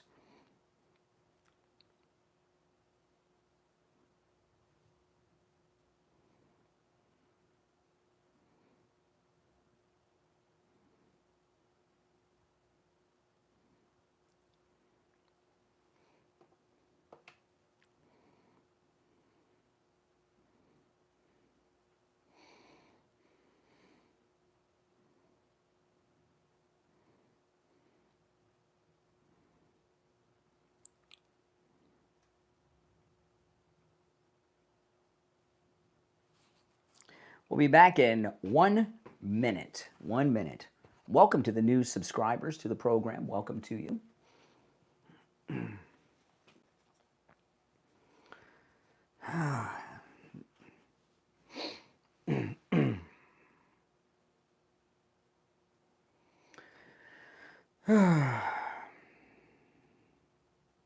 I tell you, my wife and I got these rapid radios a couple weeks ago now. These are awesome.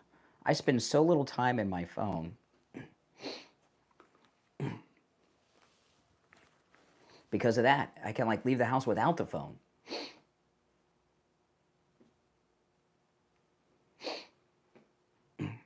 They should be advertisers on the program. They really should.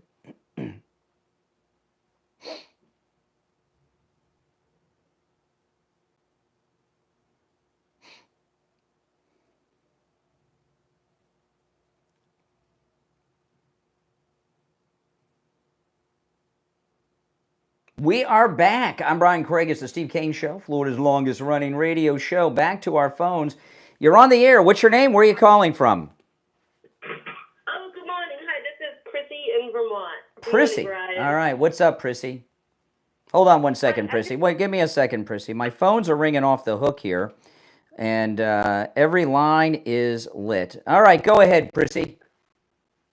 Oh, I just called to say thank you for, if anybody hadn't watched your video you did on Bono. I was watching it, and you were just crushing that video. I was laughing so Which video hard. was that? Which video? It was when you were, the one talking about Bono and you two. Oh, yes, my podcast the other day. Yes, my on Sunday. Yeah. Oh, yeah. It was so funny. I just sat on hold for 30 minutes to say thanks because you were going off. I also didn't like you two either back in the day, and I thought it was so funny when you go get Band-Aid back together. Yeah, that was very funny. Yeah, you gotta watch. Yeah, it's my podcast I did on. I uploaded it Sunday night on Bono. He was on Rogan, saying a lot of stupid stuff. I appreciate the call, Prissy. Yep, get Band-Aid back together and support Hamas. Yeah, that's right. That's right. Take care. When you hear the show in the context, it's right. All right, let's go back to the phones. Good calls today. You're on the air. Oh no, you're not. You're on the air. What's your name? Where are you calling from? Hey, Brian, I know it's only one call a day, but you hung up on me, man. What'd you Every hang up on me for? call ends in me hanging up. If I'm on a phone call with my wife, one of us have to hang up. I know that. I don't remember your call. I don't I remember talking to you. What were we talking about? The Navy ship. Oh, I don't remember. I really don't remember. I don't know. But hey, listen. Thanks for the call, though. I didn't even get a tell you what I was going to say. All right, you got back on. I'll break the rule and find out if I made the right decision or not, ending the call. I'm a strong supporter of you and Donald Trump. That's all I want to say right now. But I wanted to say we should name the ship Donald John Trump, the USS Donald John Trump, before you hung up on me. Okay. But, all right. Okay. Appreciate the call.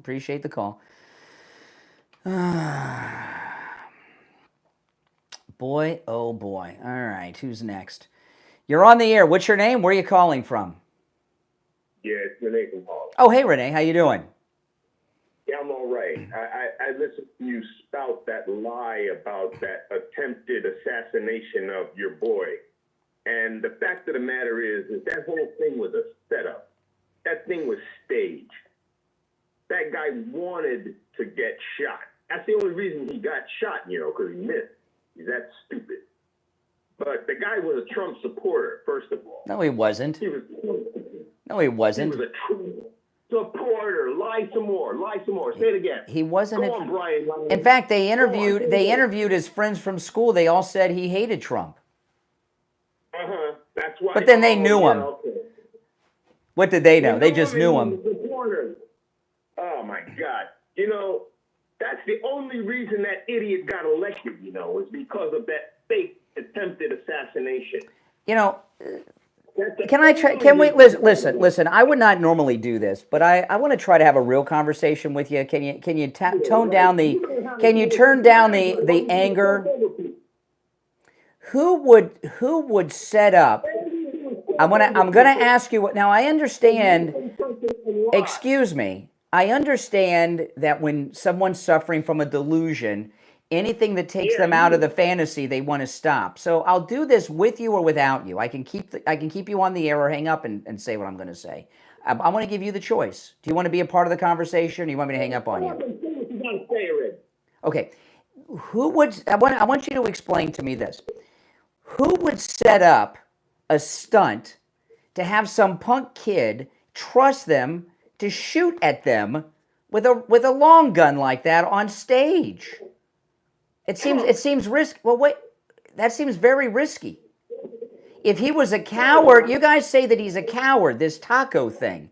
What kind of coward would let someone shoot at them with live ammo as part of a plot? And we know it was live because the firefighter was murdered and 2 Trump supporters behind him were wounded. Right. If he's a coward, why would he let someone shoot at him with live ammo like that?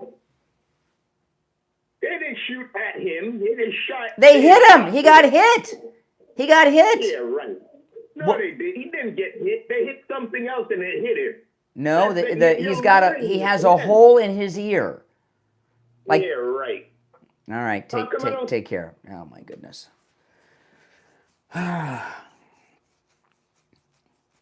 The Trump derangement syndrome. I mean, I don't know if this show's still on the radio on the weekends, but back in the 80s, I used to, because I love radio. I've always listened to radio all day, all night. I love radio. So I listen to anything on the radio. I just love, except the Joyce Kaufman show. I won't listen to that because, I like to stay awake while I'm listening to the radio. But there used to be a show on the weekends. It was a public service show called the Clean and Sober Hour. Does anybody remember the Clean and Sober Hour? I think it used to air on 97.3 FM. It was GTR back in those days and later the Coast. Does anyone remember the Clean and Sober Hour where people would call in? It was a great show. And I feel that's kind of what I'm doing. I don't know if the Clean and Sober Hour is still on the air in Miami, but I feel like I'm keeping that going, that I'm doing the Clean and Sober Hour, but it's every day for 3 hours, but it's Trump derangement instead of, being hooked on booze or whatever the drugs were during the 80s that everybody was calling in about. I don't remember. And the derangement is pretty hardcore. These are not people whose recovery is going well. All right. You're on the air. What's your name? Where are you calling from? Hi, Brian. It's Bob from Pompano Beach. Hey, Bob. Hey, listen, I was not mad at Friday, but you were talking about the big, beautiful bill with that Rhodes Scholar from California. Yes. Policy. Totally ridiculous. I mean, you have to laugh at these people. What they're thinking. I mean, it's just crazy. And he seems to sound like a young guy. That's the future of America. That's our future right there. I seriously. So this big, beautiful bill, they have Ron Paul and supposedly Elon Musk not going with it because of the big $5 trillion spending on military and all this stuff. Mm-hmm. I mean, what do you think about that? I mean, are they supposed to be in line with the Trump administration? Well, I'm going to recap the whole thing on the big, beautiful bill after the top of the hour. I started the show with it at 6, okay.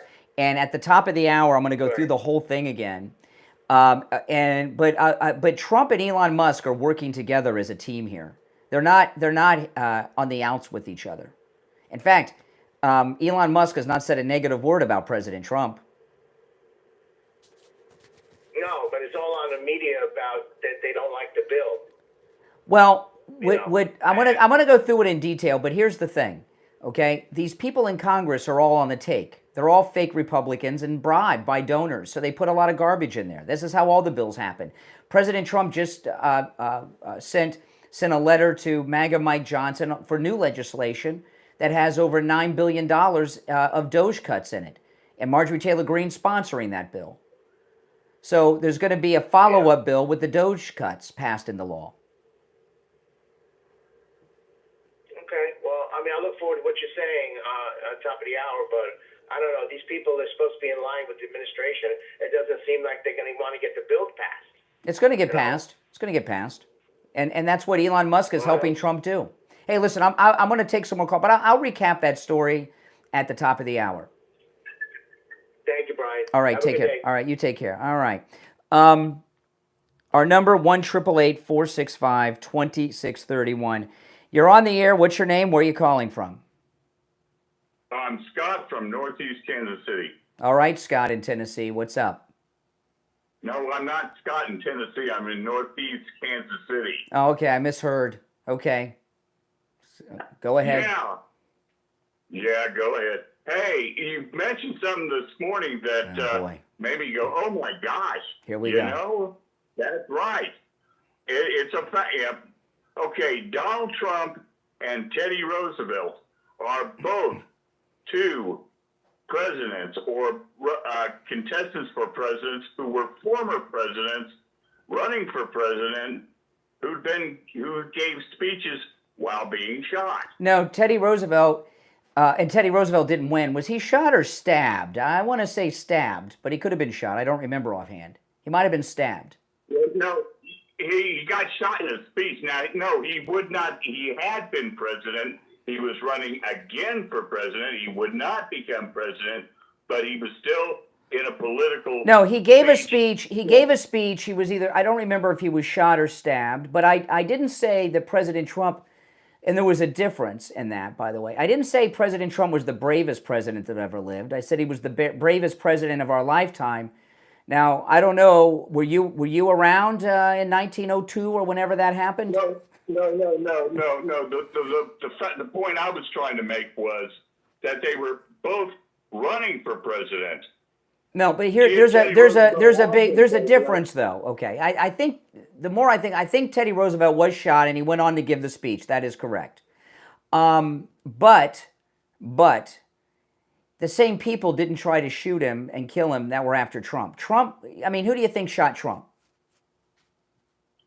I mean, what did you ask me? Who do you think shot Trump? Yeah, who was behind it? I think Ukraine was behind it. Yeah, Plus some other, sure. I think Ukraine and yes, I agree. I believe Ukraine and people in the United States government were behind it, and they tried to do it again at the golf course. So there's a lot of people when Teddy Roosevelt was shot, he didn't have an international government conspiracy trying to take him out like President Trump has had. Yeah, and I'm a little dusty on who it was who shot him and what reason. Yeah. I think it was a disgruntled but I didn't say of all time because I knew about Teddy Roosevelt. That's why I said of our lifetime. If you go back, I said of our lifetime. I didn't say ever, and I didn't say he was the only president to be wounded and give a speech. I didn't say any of that. I wasn't that particular. I was just saying that. All right, I appreciate the call. Hey, listen, I give you props for trying to catch me in something, but you didn't. Just thought you did. You're on the air. What's your name? Where are you calling from? Hey, it's Leo from Pamela. How you doing? All right, Leo. What's on your mind? Thank you for your program. I heard all the people the interviewing there, but there's a lot of opposition about what Trump is doing, and he's going to have a lot more opposition. The only thing I have, my question is about immigration. I'm an immigrant. Yes, I can tell. You've got an accent. So, absolutely. So I've been here for 30 years. So are you in the country legally? No, I came to the country legally, and I married and have all my family. Are you legally in the United States today, or are you illegal? Yes, sir. Okay, then you're cool. Then you're cool. Absolutely. We don't have a problem with immigrants, just the illegal ones. Yeah, absolutely. But I'm going to tell you this. I work in the remediation industry, and we hire a lot of workers that were coming through another source of another company, third-party company. This third-party company was hiring all these people that were coming through the border. Well, are they still doing that? Well, let me tell you this. When we had the hurricane in Naples, 80% of the people that were working, all the force work that was working there, the labor force, they were all immigrants. Well, immigrants. I mean, Melania is an immigrant, right? Elon's an immigrant. You mean illegals? They were illegals. No. Yeah, there were people coming through the border, but what I found out is that the border was giving them papers information that they have to take pictures and send it to immigration. I mean, it was a Well, listen, I gotta take a break. I'm late for the break. I shouldn't have taken your call before the break. I just lost track of time. So get to the main. I'm not trying to cut you short. I have to take a commercial break. Get to the main idea that you called about. Yeah. What'd you want to say? Yeah, the main idea. Yeah, this is the thing. Most of these people, they came and they given legal papers to come into the country. Now with this administration, of course, nothing that was done through Biden was legal, but it was the administration. There was a U.S. administration giving this illegal documents for them to stay here. Now they are not legal, but they are legal. So there's a loophole there that I would like if you. No, in fact, President Trump's invalidated a lot of those. Over 500,000 were invalidated just a couple days ago. No, those are the things you're referencing are not valid. Those are like, it's like having forged documents. Listen, I got to run. Appreciate the call. Callers on hold, stand by. We're late for the break. We'll be right back.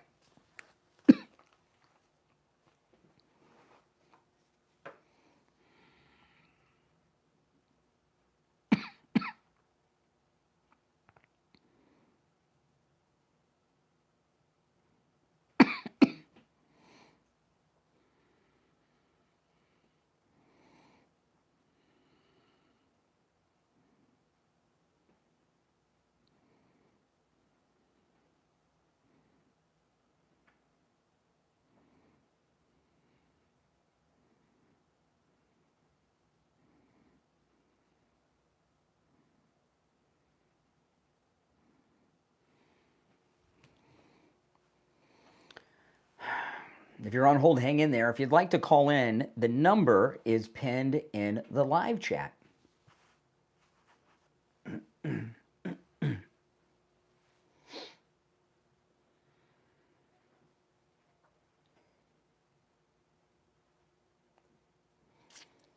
I think if you Google low information Democrats, my call-in number comes up or something.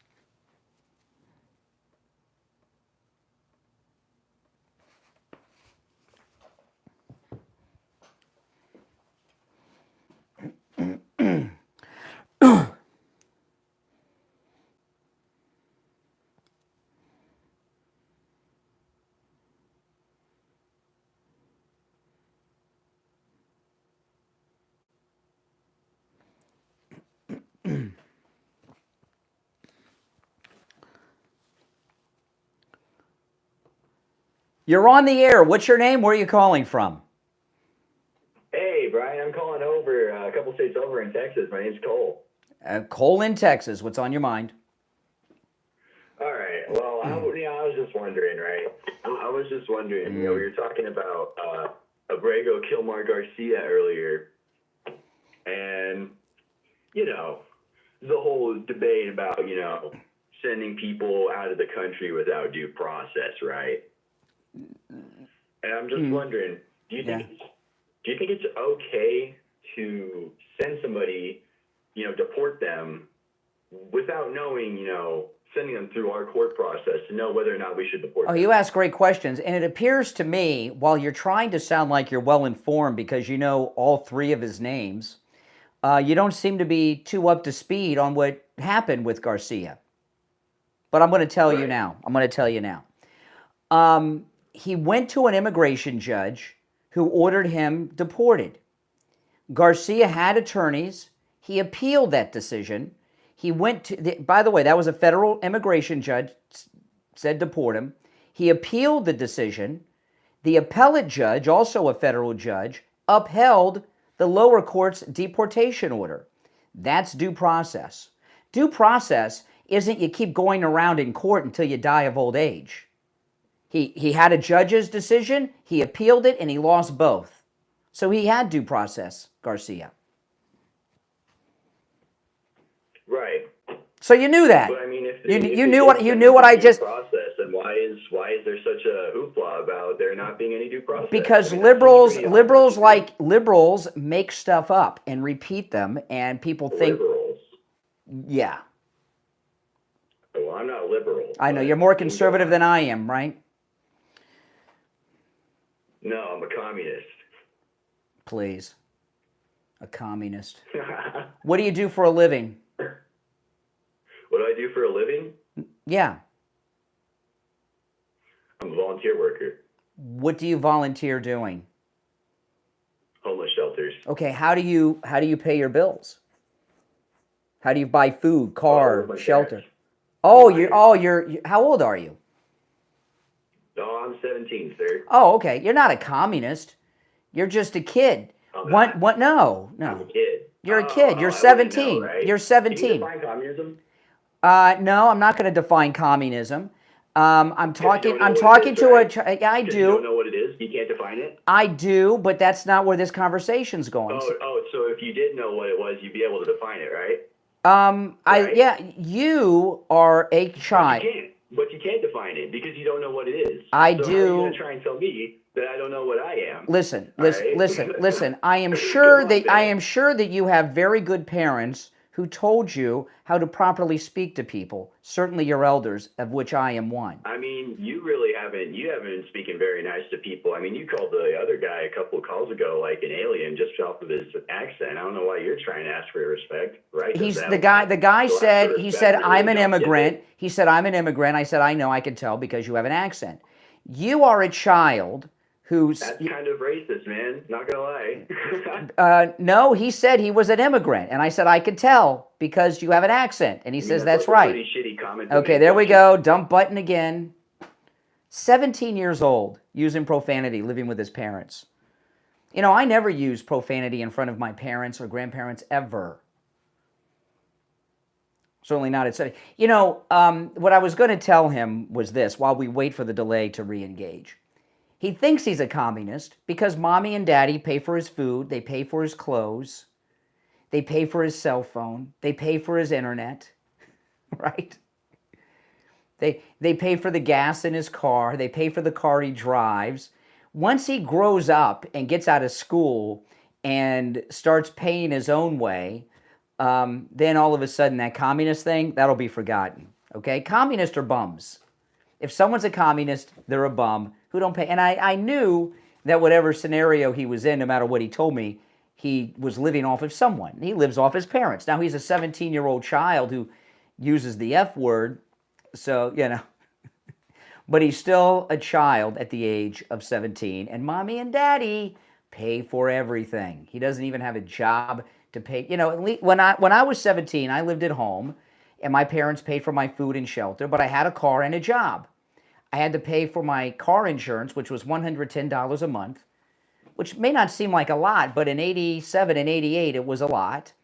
And I had to pay for my gas. Now, back then, I could fill my car up for $6, okay? So gas prices were like 88 cents and stuff. But I had to pay for some things, okay? This guy, he's paying for nothing. And I'll tell you this, though. You know what I'm not paying for now? I'm not paying for as much food and coffee as I used to because I've lost all this weight. I've lost all this weight thanks to Coastal Weight Loss Secret. You know, it's absolutely amazing. Coastal Weight Loss Secret has changed my life. I have more energy.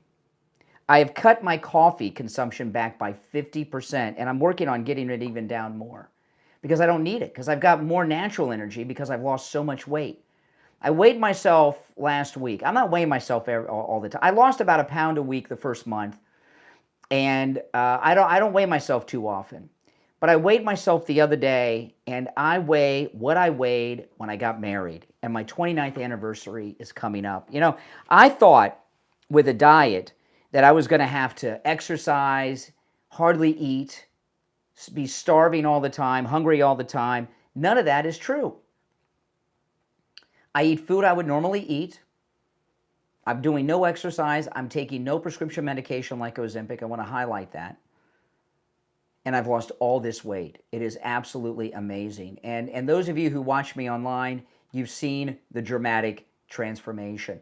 Go back and watch some of my videos.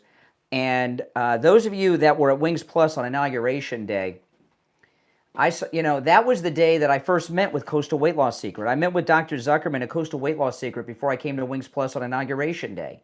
And I looked at some of the photographs that you guys took with me there. Oh, my goodness.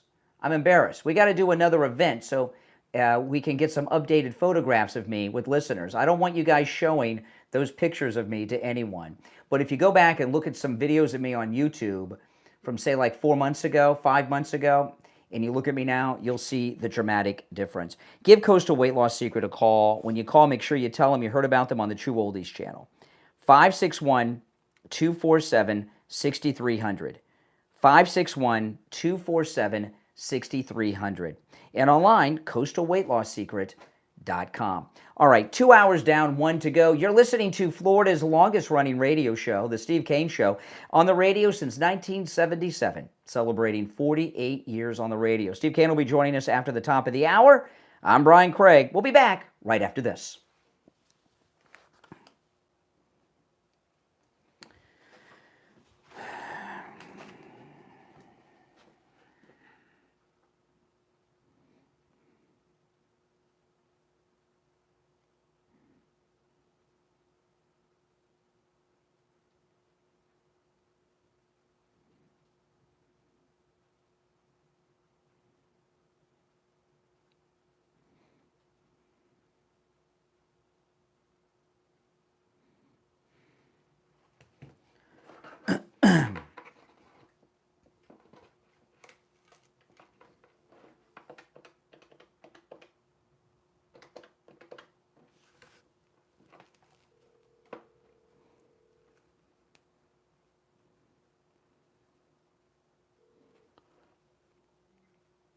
Hey there. Hey, what's going on? Yeah, well, so were the callers. Okay, hold on. I'll put you on. I'm gonna put you on hold for just a minute. Hold on.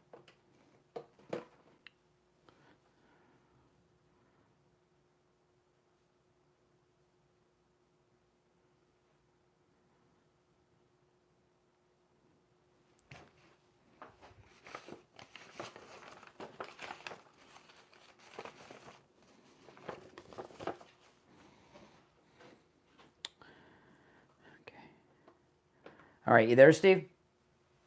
Yes, I am. Okay. You're a little low.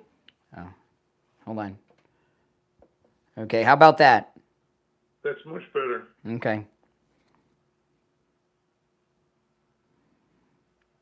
We've got about 2 minutes and we'll be back.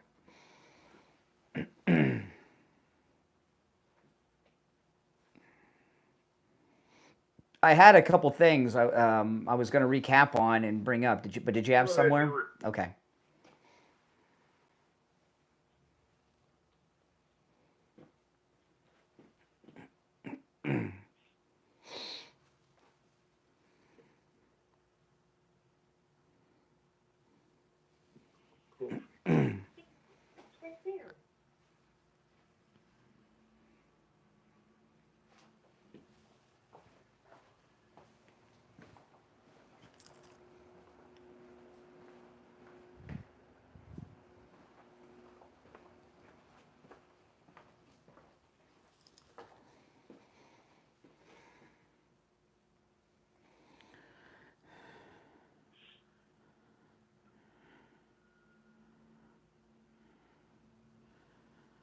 Got about a minute. Okay. Did they pass the big bill? No, not yet. That's what I'm going to bring up. something about that. Okay. I'll tell you when we come back.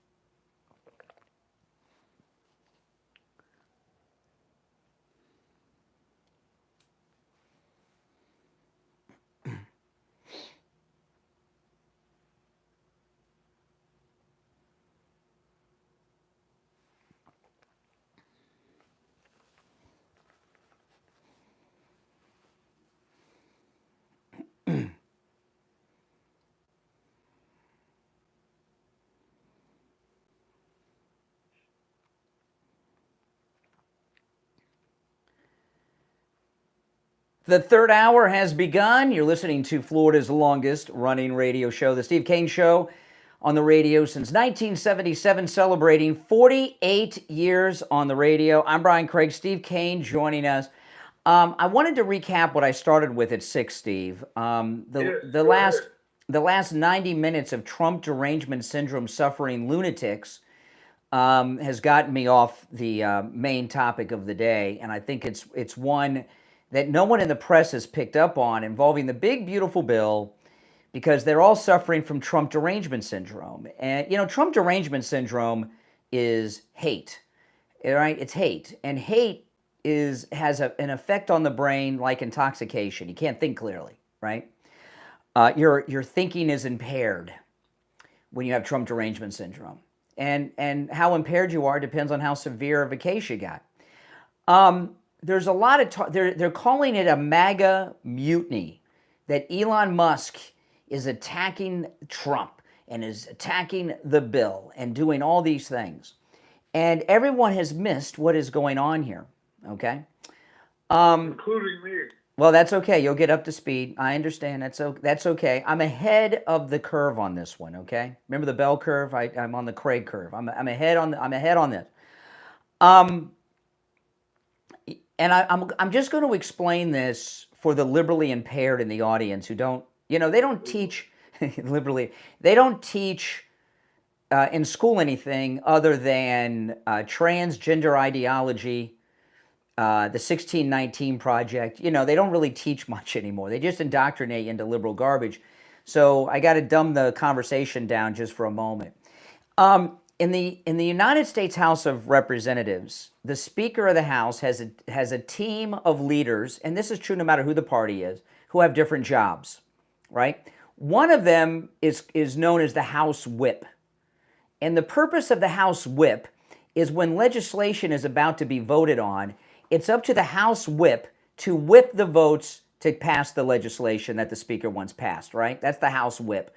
They have a similar thing in the Senate. And what Elon Musk is doing for Donald Trump, he's doing for both houses. He is the whip. And all this trashing of the big, beautiful bill by the brilliant, great, richest African-American and richest man on earth, Elon Musk, the first bud, is a major psyop that he's operating with Trump to get the bill passed. And if you notice, Elon hasn't said one negative syllable about President Trump. He's talked about the congressman who voted for all this pork in the bill. And then yesterday, Elon said that any Republicans who vote for this bill, he's going to spend his money to primary them out of office. That's the whip effect. The Republicans in every Congress, they're all on the take with the donors, right? They're all on the take. And when it comes time to vote, you find out who the real Republicans are and who the rhinos are. And isn't the name of the game to find out before they take the vote to make sure they... there's a lot of them already yapping about it, right? There's a lot of them already talking about not voting for it. So Elon Musk is warning them vote for this bill without making proper changes, I'm going to spend my money, I'm the richest man on earth, to primary you out of office. Trump and Elon Musk are working together. This is a very brilliant political psyop going on here.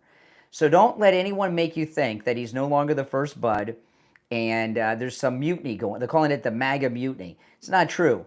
Trump and Elon are working together on this, okay? I'm telling you, I know. I see it. So things are going according to plan. And President Trump sent Mike Johnson a letter yesterday for new legislation that's going to be sponsored by Marjorie Taylor Greene, $9.5 billion in Doge cuts being made law. That's going to be the next bill after this one. So everything is going according to plan, Steve. We got nothing to worry about. Our problems are solved. Trump's in the White House. Absolutely. Absolutely. Now, I'm going to go to the phones, but be warned, Steve, I've been talking to a lot of strange people today. How is that different than any other day? Today's been, we've used the dump button 8 times this week. 8 times. It's only Wednesday, and about half of them have been on today's show, just so you know, all right? All right, so we're gonna go to the phones. Our number is 888-465-2631. I'd like to hear your thoughts on this. Another thing I want to comment on that I brought up earlier, Kash Patel's done a great thing. He's gotten to the bottom of this Chinese terror plot. Do you see the thing about the Chinese terror plot? Okay. A Chinese college student, postdoctoral fellow, whatever that is, her and her boyfriend were busted doing a terror plot for the CCP. It's called agro-terrorism. I've never even heard that before. They were bringing in some agricultural device to poison our people. They've been suspected of doing it in the past. I heard about that. Yeah, and Kash Patel got him. And one of our sponsors sent me a text, and they're wondering if these Chinese agro-terrorists are responsible for the chickens and the egg prices going through the roof, which has had a devastating impact on the economy. And I would say maybe so. But Kash Patel is the lead in this Chinese CCP agro-terrorism plot that's been foiled, and we want to give him credit for doing that. I've never even heard of agro-terrorism before. This is why the CCP buys all this farmland. It needs to be seized from them and sold to Americans. All right, so your thoughts on anything that's come up today certainly is welcome. Let's go to the phones. You're on the air. What's your name? Where are you calling from? Brian, it's Will from Ohio. Okay. Pick up, Will. I'm calling in. Yes, obviously. Hi, how's it going? I'm calling in to discuss the big, beautiful bill, which I think is truly one of the most terrible pieces of legislation I've ever seen. Okay. I don't understand how anyone is defending these awful tax cuts that we're seeing.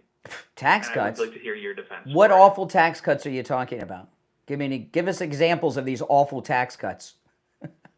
Yeah, I can. So the Congressional Budget Office says that these tax cuts are going to cost us $3.6 trillion.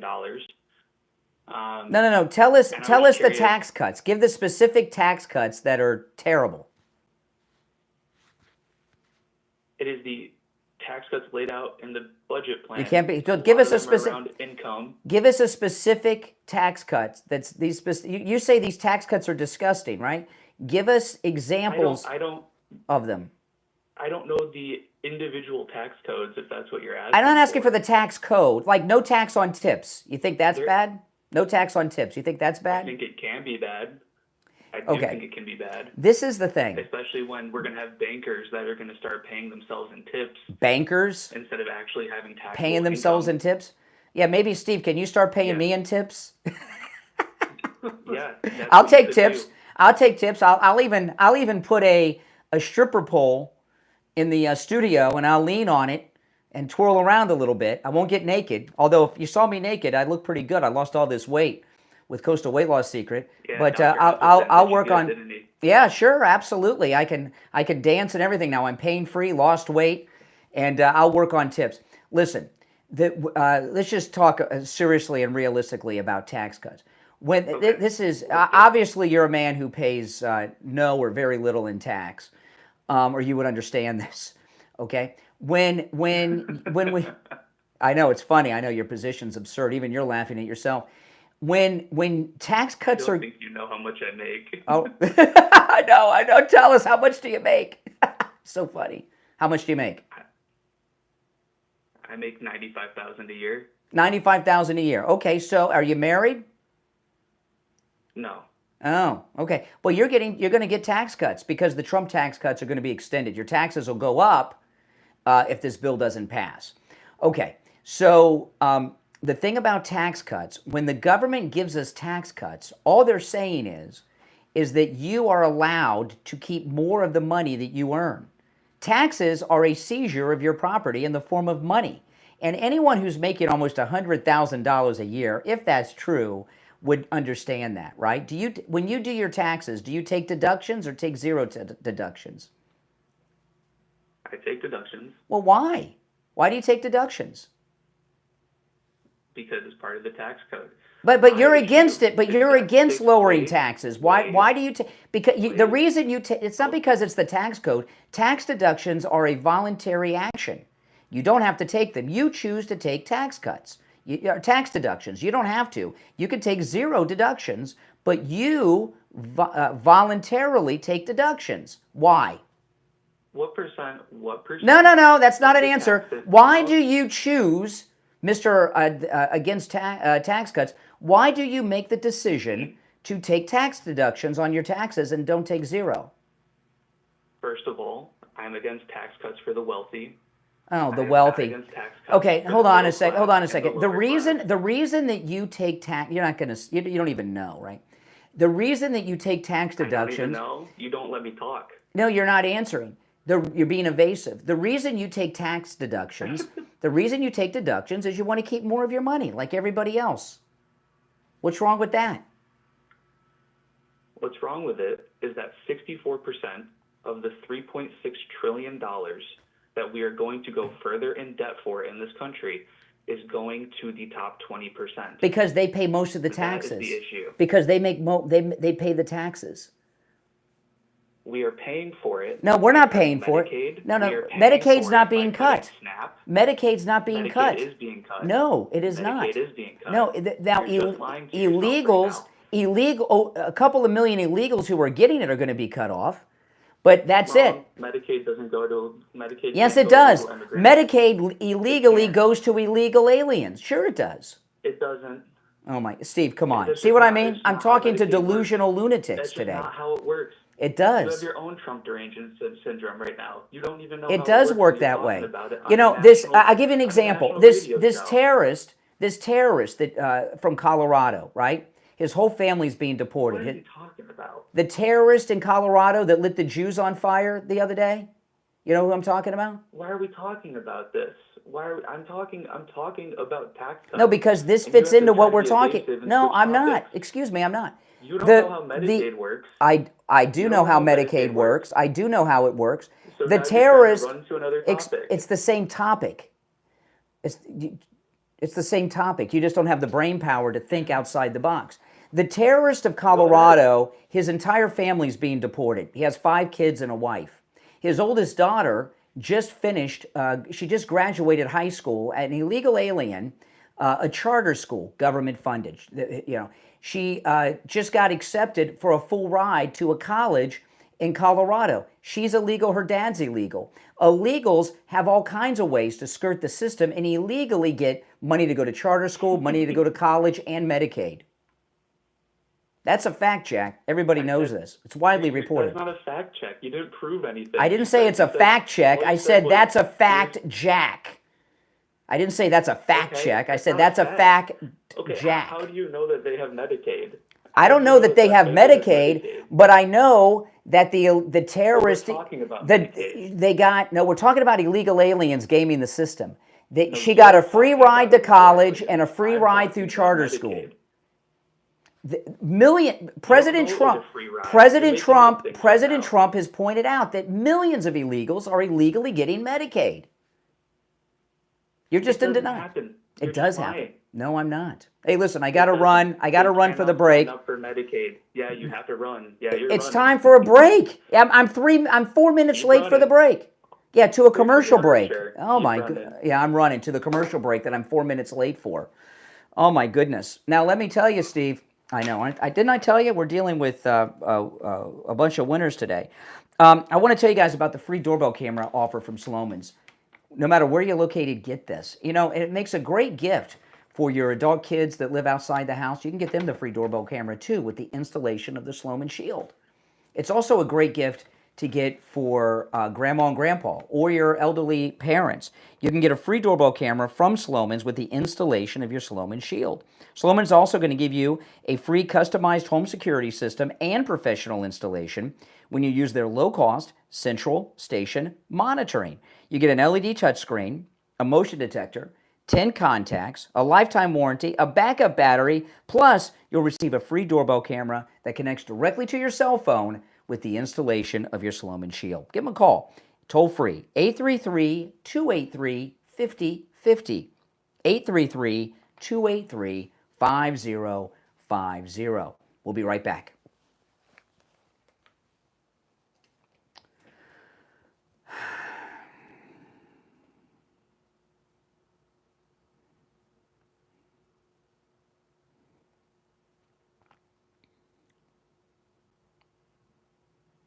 You there, Steve? Yes, I am. Okay, hold on.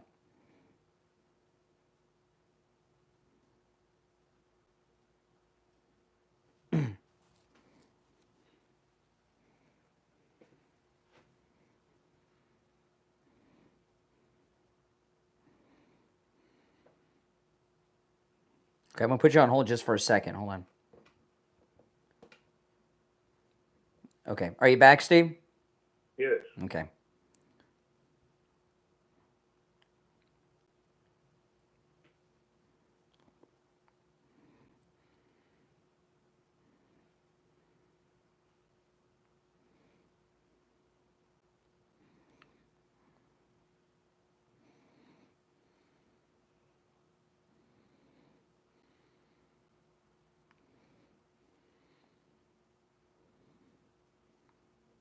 Okay. I'll put you on hold one more quick time, Steve. Hold on. All right. Steve, you there? Yes. Okay. We'll be back in 1 minute. Oh, my goodness. Even liberals admit that illegals are on Medicaid. They don't want them off of it. Like that illegal that had the kids with the cancer treatment they're getting. That's the whole thing that they're calling Medicare cuts. Yes. They're not cuts, they just got to work. Yeah, exactly.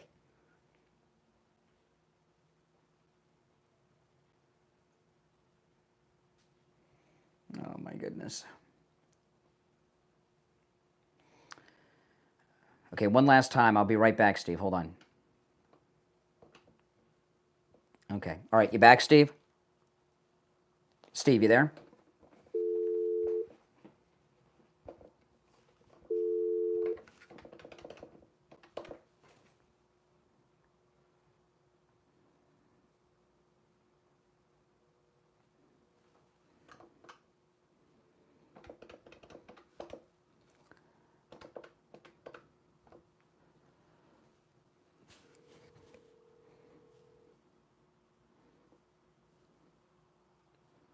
It lost you. Hold on.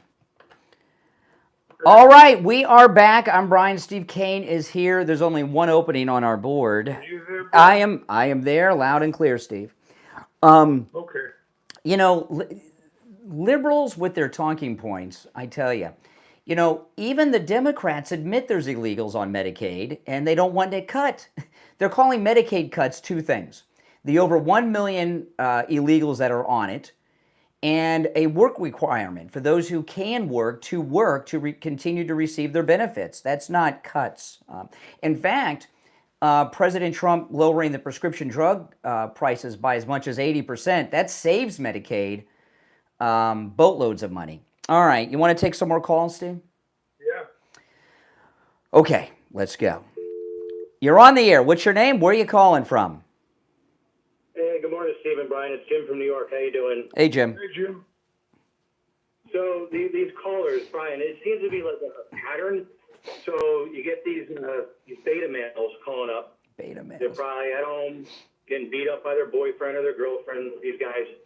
And then they come on there thinking they're going to get over on you, and then you verbally beat them up. So they act out and they curse because they don't know what else to say.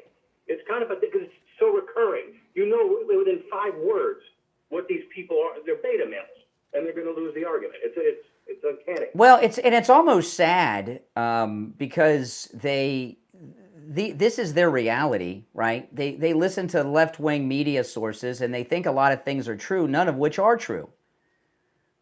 Like there was one call I got earlier. This one call earlier in the 7 o'clock hour. He didn't like that I was referring to illegals as illegal aliens.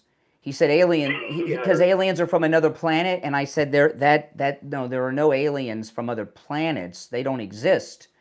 And he was shocked that extraterrestrials don't exist. I mean, this is what the Democrats have now. That's our education. That's what the high school. Right, exactly. Steve took the words out of the high school and college education system. You know, it's crazy. So, but on a side note, Brian, you'll get a kick out of this. I was listening to an old clip of Neil Rogers last night, and he was ripping you. Oh, awesome. From like 1999. I said, oh my God, he's ripping on Brian. What did I do? What did I do? Somebody called up saying that you were talking about Neil, you and Steve were talking about Neil, so they went on a tirade about, I think you guys were at 940 on that point. He was ripping on the radio station, and Brian's petty and all this crap. Oh, he was not only, Neil Rogers was upset. I don't know if you even know this, Steve, but not only did we, when Steve and I went to 940 Winds, which was a big radio station back then in Miami, we had a signal bigger than he had. But remember that studio we had, Steve? On Sheridan Street in 95? I sure do. Okay, that was Neil Rogers' studio. You and I started on a Monday. It was his studio on Friday, and he got evicted from his studio for us. So he was pretty ticked off at that time when we were on 940. But if you want to hear me drunk on the radio, look up Neil Rogers' 20th anniversary celebration show. And they called me at home to go on the air with Neil, and I just had a whole bottle of wine. Keep in mind, it was noon during the week, and I told him I told George, I said, George, I'm drunk. I just had a bottle of wine with a friend. He said, that's okay. So when I'm on, you'll hear me totally hammered. And the Bird was on that show too, and so was Steve. It was funny. Steve was on that show. Steve was on that show, not at the same time though. This clip of Neil was from June 3rd of '99 at like the 1:58 mark ish. I listened to that stuff to put me to sleep, but at night. But I started laughing because then they started saying George was better than you on the air, which woke me up because I started laughing my butt off. Yeah. All right. Appreciate the call. So have a great day. Great as always. Thanks. All right. Take care. Take care. Oh, man. Boy, I tell you, the best career decision I ever made, Steve, was not taking that board op job with Neil Rogers. Remember he tried to hire me away from you? Yeah, I remember it well. He offered me $50,000. Now, this is to be a board op, and this was like 1994, okay? He offered me... With benefits, as I remember. Yeah, he offered me $50,000 a year and a company car from a car dealership sponsor, and I'd get a new car every week. And I turned it down because I knew what that meant, right? Because it'd be just sexual harassment because he was gay. And I chose not to take that job, and since you outlived him, it was a good career decision overall anyway, right? I would say yes. All right, I looked at the clock, and it's time for the bottom of the hour break. So if you're on hold, stand by. I'm going to put you and everybody on hold, Steve, all right? All right, you hold on. Callers on hold. You hold on. And I want to tell everybody about Coastal Weight Loss Secret. Let me tell you, this is the first time I'd ever been on a diet plan of any kind in my life. Anything official. Like, I might say, I'm not going to drink Coke this week or something like that. This is the first time I've been on any diet plan of any kind, especially under the care of a doctor like Dr. Zuckerman at Coastal Weight Loss Secret. And I was really nervous about doing it. I was nervous for a couple reasons. I thought I was going to have to starve myself and be hungry all the time. Not only is that not the case, I'm not hungry at all. Two, I thought I was going to have to eat such little food that I would never even I would have no moment of not being hungry. That's not true. And I thought I'd have to eat special diet foods that taste awful, like eating medicine. None of that's true. I'm eating foods I would normally eat. I thought I'd have to do exercise. I'm not doing any exercise. And I'm not even taking prescription medications like Ozempic or anything, and I've lost all this weight. And finally, what I was concerned about is because I'm on YouTube, you guys can see me. And if I couldn't do it, you'd notice I'd never hear the end of it. Well, of course I could do it because it's so easy. I lost about 1 pound a day, and it's absolutely amazing. Give Coastal Weight Loss Secret a call. I'm going to give you the number. When you call, make sure you tell them you heard about them on the True Oldies channel. 561-247-6300. 561-247-6300. And online, coastalweightlossecret.com. We'll be right back. Steve, you there? Yes, I am. Okay, we're in break. All right. I got a question when we get back. Okay, save it. Save it. I want to be hit with it on the air. See, Steve and I we don't screen ourselves either. We want to hear it on the air live.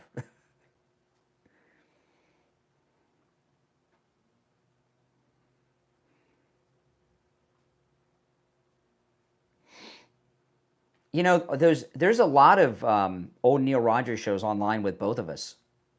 Really? Yeah. There's one with you and Neil and Jicka that I heard not long ago. That must have been fun. Yeah, I can't remember what you were talking about.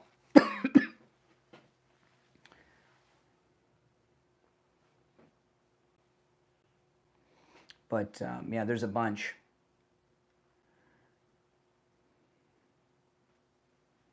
I'm sorry that they messed up the television show. That should be on the internet somewhere. Oh, Neil's?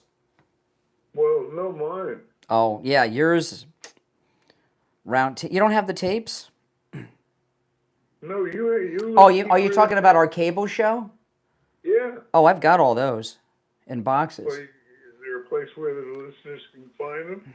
No, they're all on VHS tape. I've got a lot of them. Yeah.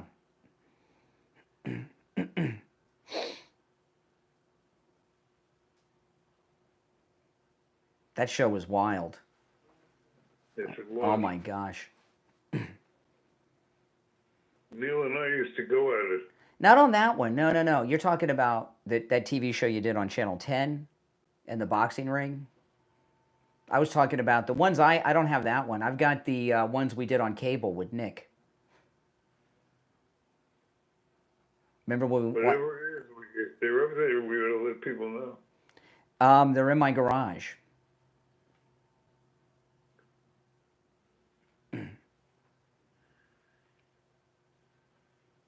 The body piercing show.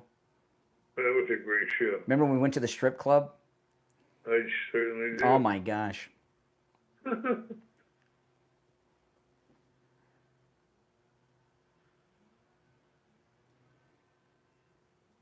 It was a different kind of show than this. Oh, yes. More like the National Enquirer. Oh my gosh. More like Midnight Blue. Yes. Anybody know Midnight Blue?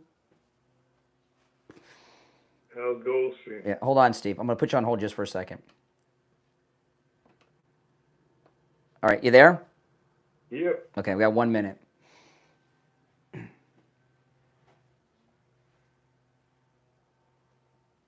No, Midnight Blue was a cable access TV show in New York City long ago. Hosted by Al Goldstein. Yeah.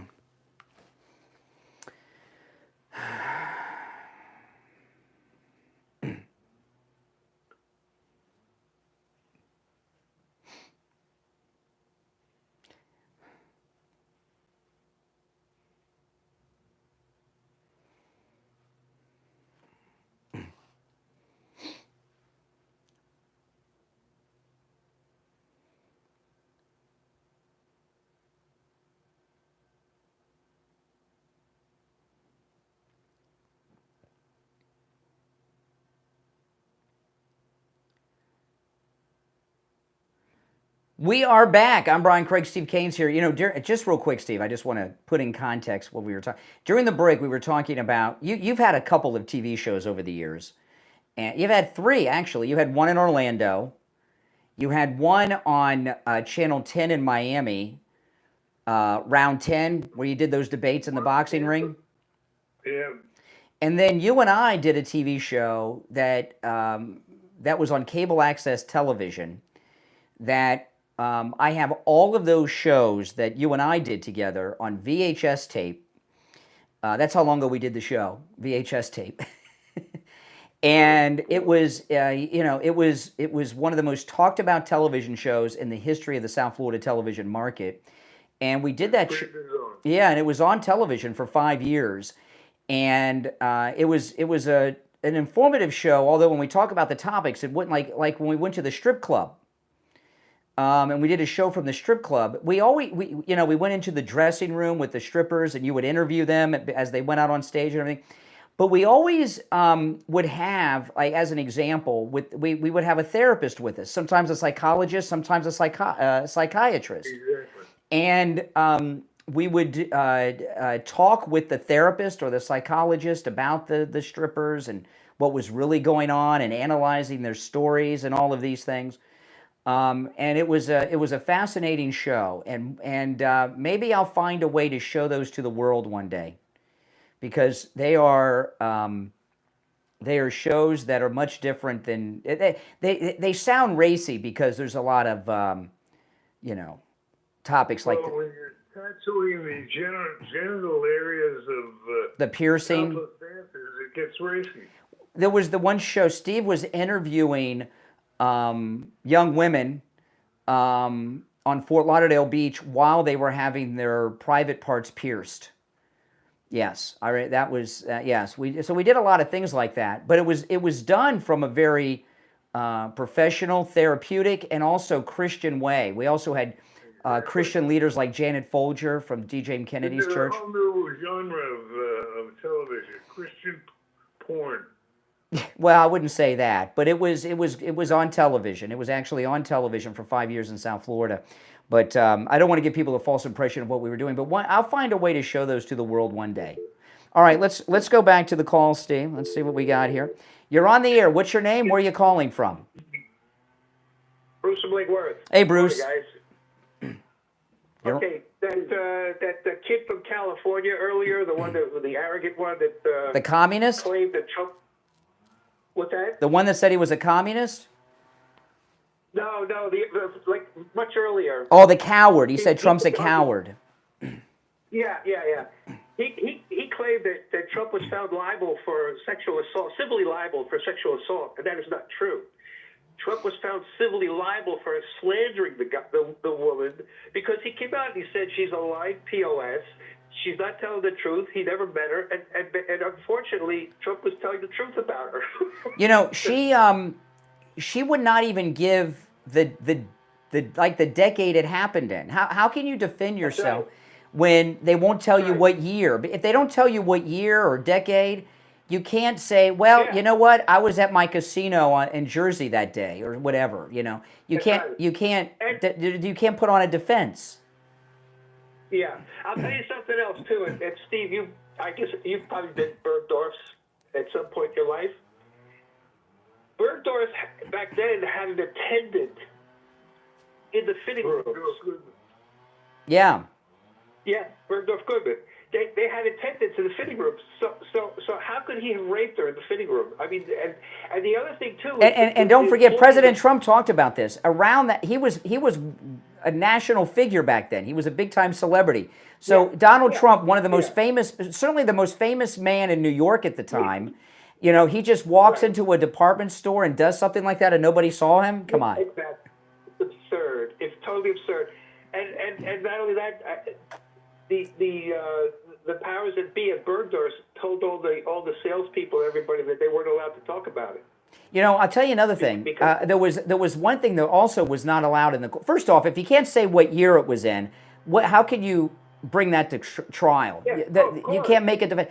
But there was that Law and Order episode that the whole story was taken out of, an episode of Law and Order SVU, which is the sex crimes Law and Order show. Yes. And it was about a judge who did the same thing, and it was pretty much exact to her story. Yes.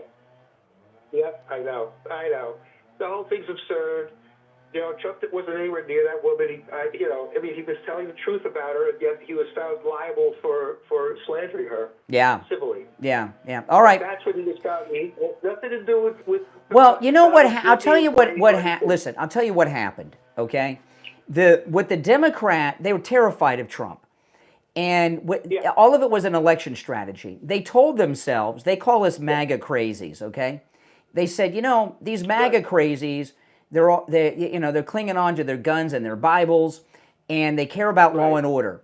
If we get this guy arrested, if we get convictions, if we get him in court, they're so law and order, these MAGA crazies, they'll drop him. And that's why they did this. That's why they went after him with, all these cases all at once. It was, anyway. All right, appreciate the call from Lake Worth. Okay, take care. All right, take care. All right. A caller with One of the things I'd like to do, if is a good transition point, I lost track of what was going on with the big bill last night. Because the discussions that I was watching was going back and forth. It's going to be going back and forth for weeks, Steve. It's going to go back and forth for a while in the Senate. They're going to pass what they pass. Then it goes back to the House, and then both houses get together and go over it again. Nothing's going to pass anytime soon. It's going to be debated for weeks. But it's definitely going to pass. Absolutely. So Eventually. Serena was watching last night. Was it just that? It was Well, we got a bunch of showboats. I think we got Lindsey Graham in line to, did you see Lindsey Graham spend $400,000 on a hotel room in Ukraine? I didn't hear that. Yeah, it's going to be in the news today. Came out late yesterday. He was just in Ukraine, $400,000. What's that all about? And there's a lot of talk of primarying him out. That's going around now. So he'll be brought in line soon. Don't worry. And Trump will handle Rand Paul. Don't worry. It'll be fine eventually. You say that in your scenario that Trump and Elon Musk are still friends. Yeah, absolutely. They're besties. It's going to be passed and signed into law eventually. But it's got to pass the Senate, then it's got to go to the House. Then they do that thing called reconciliation, where the two houses get together. It's all confusing. It takes forever. That's why I say people shouldn't follow this stuff every second of every day. All right, let's go back to the phones. Let's go. You're on the air. What's your name? Where are you calling from? Brian, Mr. Wellington. Hey, Wellington.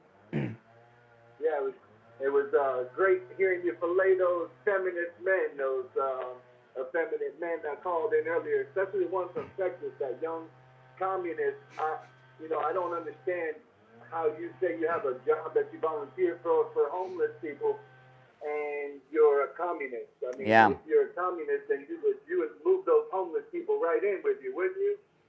Yeah. I mean, if everybody's level and everybody's equal in communism, then wouldn't that make you homeless too?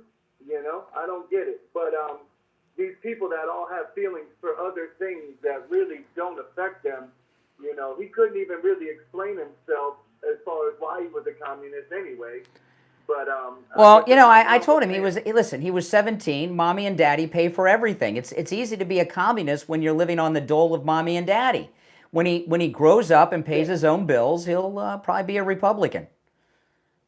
You should have asked him what a tariff was. I bet he would have fell out of his chair. Yeah. But I remember learning about tariffs in school, and I always wondered why we don't hear about it, later on in life. I never heard anything about tariffs until Trump came down the golden it's the one tax that liberals are against. It's amazing. They tell us they're import taxes, but they call them tariffs because they don't want to say something negative and use the word tax in the same sentence about it, so they say tariffs instead of import tax.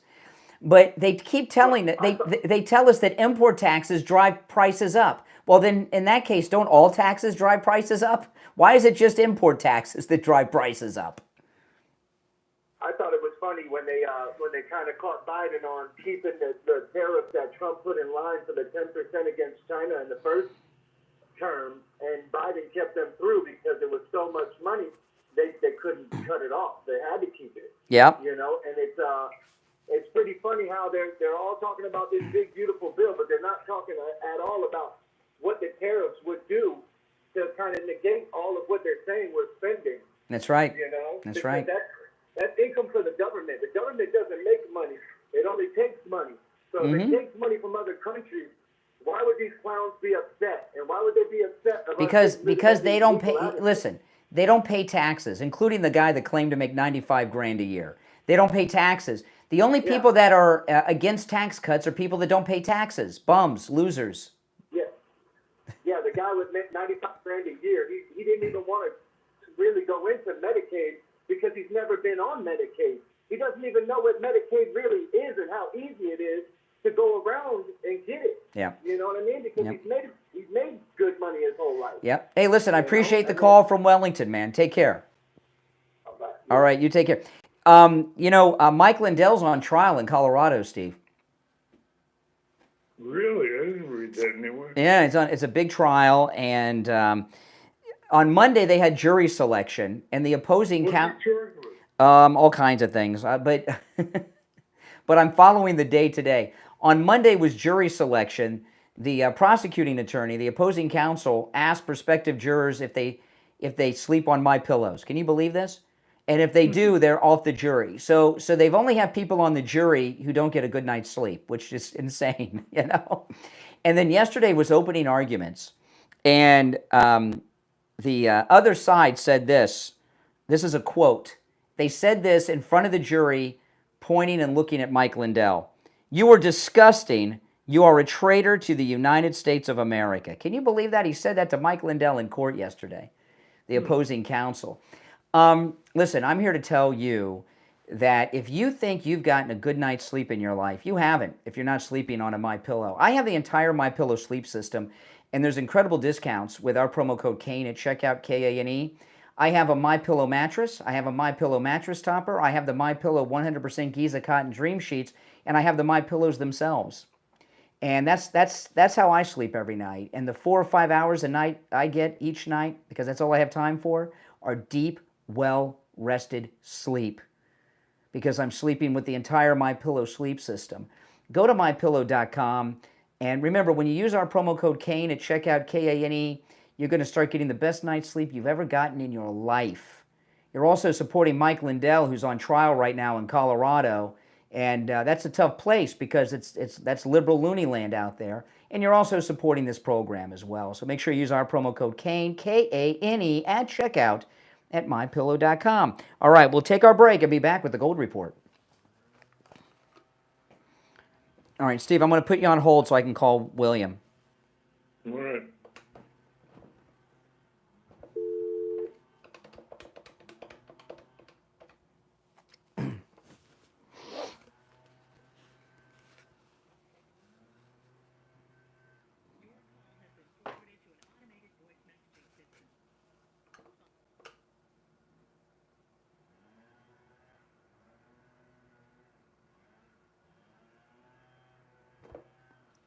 Hello?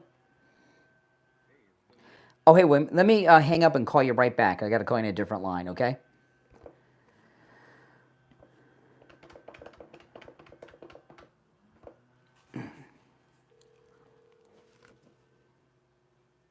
Hey there, stand by. Steve? Yes. Okay, I'm going to conference. Very Yep, well. stand by.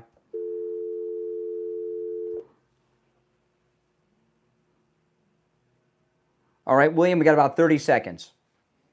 Thank you.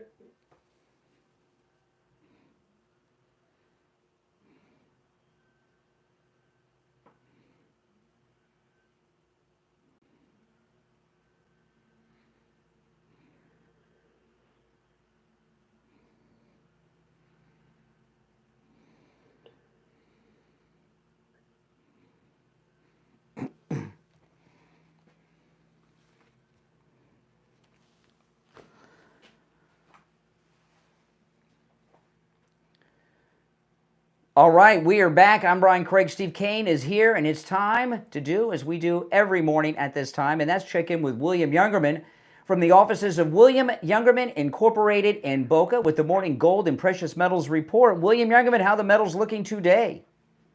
Metals looking good, Brian. After Monday's huge gain of $92.30 on gold and $1.76 up on silver, we expected a little bit of a profit taking. We got that yesterday as gold traded in a range of 33.32 to 33.64, closing out the day and settling at 33.51.80, which was down $28.80. As I said, after a $92 gain, that's pretty good. Silver was down 23 cents on Tuesday, closing out the day at $34.49, while platinum gained $13 at $1,076. And palladium was up $22 at $998. Overnight, we saw gold trade in a range of 33.42 on the low to 33.74. And right now, gold's at 33.57.50. Wow. That's up $5.70. Silver down 24 cents at 34.25. Platinum $1,080 up $4, and palladium down $13 at $985. So gold is doing just great. 33.57.50. That's pretty good. Wow, that is, and silver's looking mighty good too. I mean, my goodness, over $34. That's why. You were telling me a couple weeks ago, and see if this is still the case. When we were talking about fractional gold, you told me the most common. Maybe I'm misremembering, but did you tell me the most common gold coin people buy is the 10th ounce, the 1/10 ounce of gold? Is that the most popular? The most popular for smaller buyers is the 1/10 ounce coin, as opposed to small bars or other items. But the 1/10 ounce is a very popular format for people buying something in a smaller size gold. Because I know a lot of people are like, wow, gold's doing so well, but it's so high. Gold comes in fractional sizes, and in the coin form. Can you tell people in the coin form, William, about the fractional gold, what sizes it comes in, and also from the different mints around the world? Sure. Eagles, Maple Leafs, Philharmonics, Austria's gold coins all come in 1/10, 1/4, 1/2, and of course the full 1 ounce sizes. So you can pick and choose any size you want in different countries, and you come up with a nice little collection of different coins. Yeah, and it's available in smaller and larger sizes too. An ounce and much higher, and even smaller than the 10th ounce. But those of you that are interested in getting in with the metals, basically there's gold and silver to fit pretty much anyone's budget. And and so don't these prices, William. These are amazing. I so look forward to the report every day. William Youngerman opens up at 10 a.m. You can give him a call toll free 800-327-5010, 800-327-5010, or stop in at 150 East Palmetto Park Road in Boca, immediately east of US 1 Federal Highway on the south side of Palmetto Park Road. And you can find both his address and phone number on his website, WilliamYoungerman.com. That's WilliamYoungerman.com. All right, William Youngerman, we'll talk tomorrow. Okay, have a great day. All right, take care. All right, Steve, we are back. All right, let's see what we got on the phones here. You're on the air. What's your name? Where are you calling from? Hey, Brian, it's Will again. You ran away last time. It's one call per day. I kept you several minutes past the break, but you can call tomorrow. All right? Mm-hmm. I didn't run, but you're not a co-host. All right. All right, I'm running again. Call me tomorrow. You can call once a day, every day. All right? All right. Take care. Oh I'm my not God. doing that. Okay. Well, then I will never speak again. Goodbye. All right. You're on the air. What's your name? Where are you calling from? Once, twice. All right. You missed your chance. Steve, this, everything that's going on right now. There was another story that you remember yesterday we were talking about this cultural shift in the country that we've seen with the second term of Trump, right? Yes. Pete Hegseth, I mentioned this early in the show, but I want to highlight it again because Pete Hegseth did something amazing yesterday. Now, we were talking yesterday about Target ridding their stores nationwide of Pride Month. There's no Pride Month in Target now. What Pete Hegseth did, and this came out yesterday, there has been really no media coverage of this. And it's something that in the past, the media would have breaking news about. There's a United States naval vessel, the USS Harvey Milk.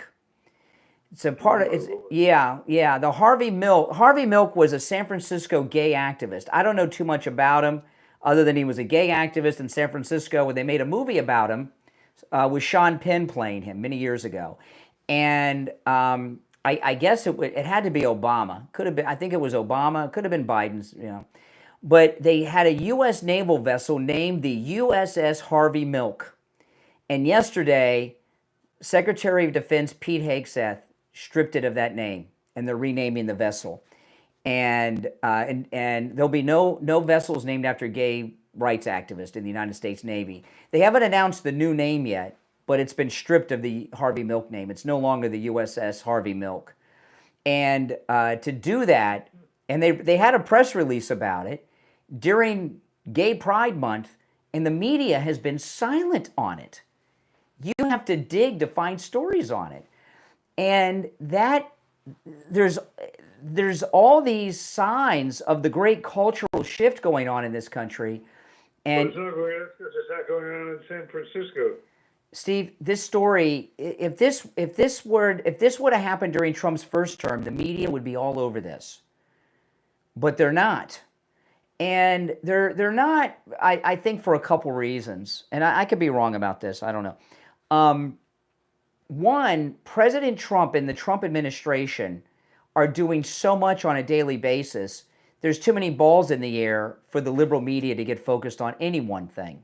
You should pardon the expression. Yeah, exactly.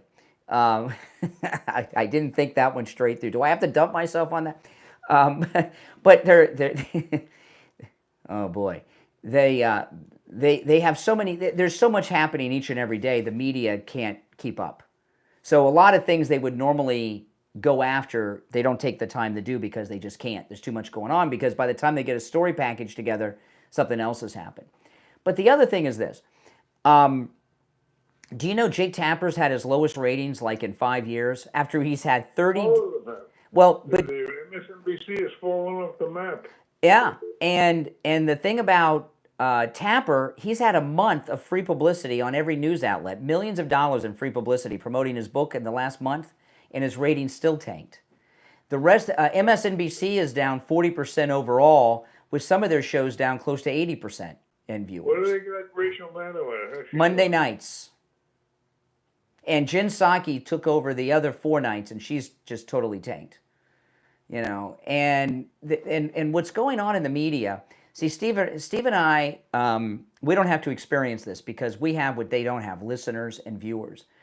And important that's all. Yeah, if you're doing a show, you need to have and I've known people. I'm not taking a jab at any particular person. But I've known people that have no listeners, and they go on the air, and they have no listeners, and it's not pleasant for people to go on the air when no one's listening. And for broadcasters, I've seen it break some of the biggest, toughest people on the air. They go on the air, they have no listeners, they know they have no listeners, and it does a lot to you psychologically, okay? MSNBC in particular, they have no viewers. I mean, the ratings are down 40% overall, some of the shows up to 80%, but the ratings were already low, right? So they've lost half of their small audience already, and they know it. And this is the thing. The audience is a liberal audience. They've chosen to no longer watch them. So when these people on MSNBC go on the air, they're painfully aware, because this story is all over the news, that no one's watching. And if you watch them, you can see the psychological effect it's having on them on the air. Simone Sanders, she worked for Kamala Harris. She's bald and she's black, so you can't miss her. She lost her mind on the air the last couple days. She's been in incoherent rants on the air that make the views sound reasonable and rational. and it's because they know they have no viewers. And the reason they don't have viewers is because the country has been so red-pilled. And it started really in Butler.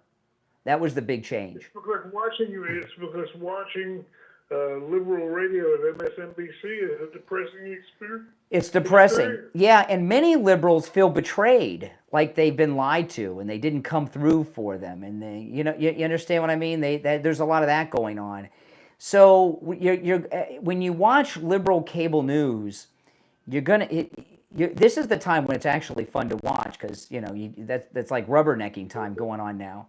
You're watching people devolve on the air, and I feel bad for them in a way, because somebody going on the air and realizing there's no one watching, and I'm talking to an empty room, is, you know what I mean? It's sad. It's very sad. I mean, luckily you and I can't relate to that, right? Yeah. Really. But I do have friends that have been in that situation, and it's not pleasant, and I feel their pain, but they brought it on themselves. They've been on the air lying for years. Like I said, the 16th of this month, a week from Monday, is the 10th anniversary of Trump coming down the elevator. And these liberal MSNBCers and CNN have spent a decade lying and slandering this great president, okay, and doing everything that's happened in the last decade. They brought this upon themselves. They've turned their audience away from them, okay? And their audience is ticked off and have abandoned them, and now they don't have an audience. But the country is also is very conservative now, and what happened in Butler is people realized everything that these MAGA crazies have been saying about Trump is true. They're out to get him. It was a big wake-up call. All right, that's all the time we have for today. I'm Brian Craig. Steve Kane, of course, is here. This is Florida's longest-running radio show, The Steve Kane Show, on the radio since 1977, celebrating 48 years on the radio. We'll be back tomorrow morning at 6 a.m.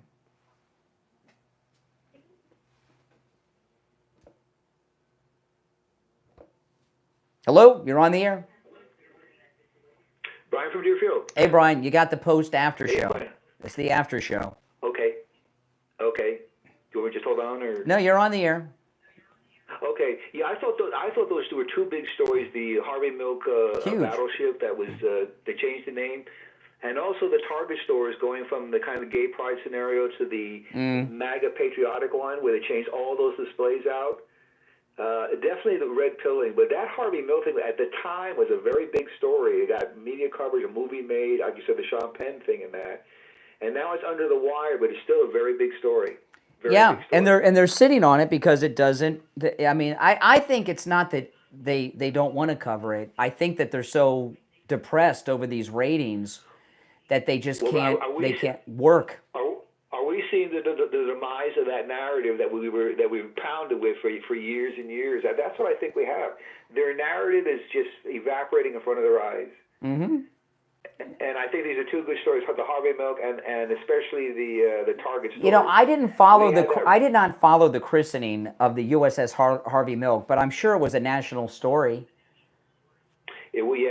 Yeah. Well, the big story is when he was having that battle with who was the guy who was at the shooting there.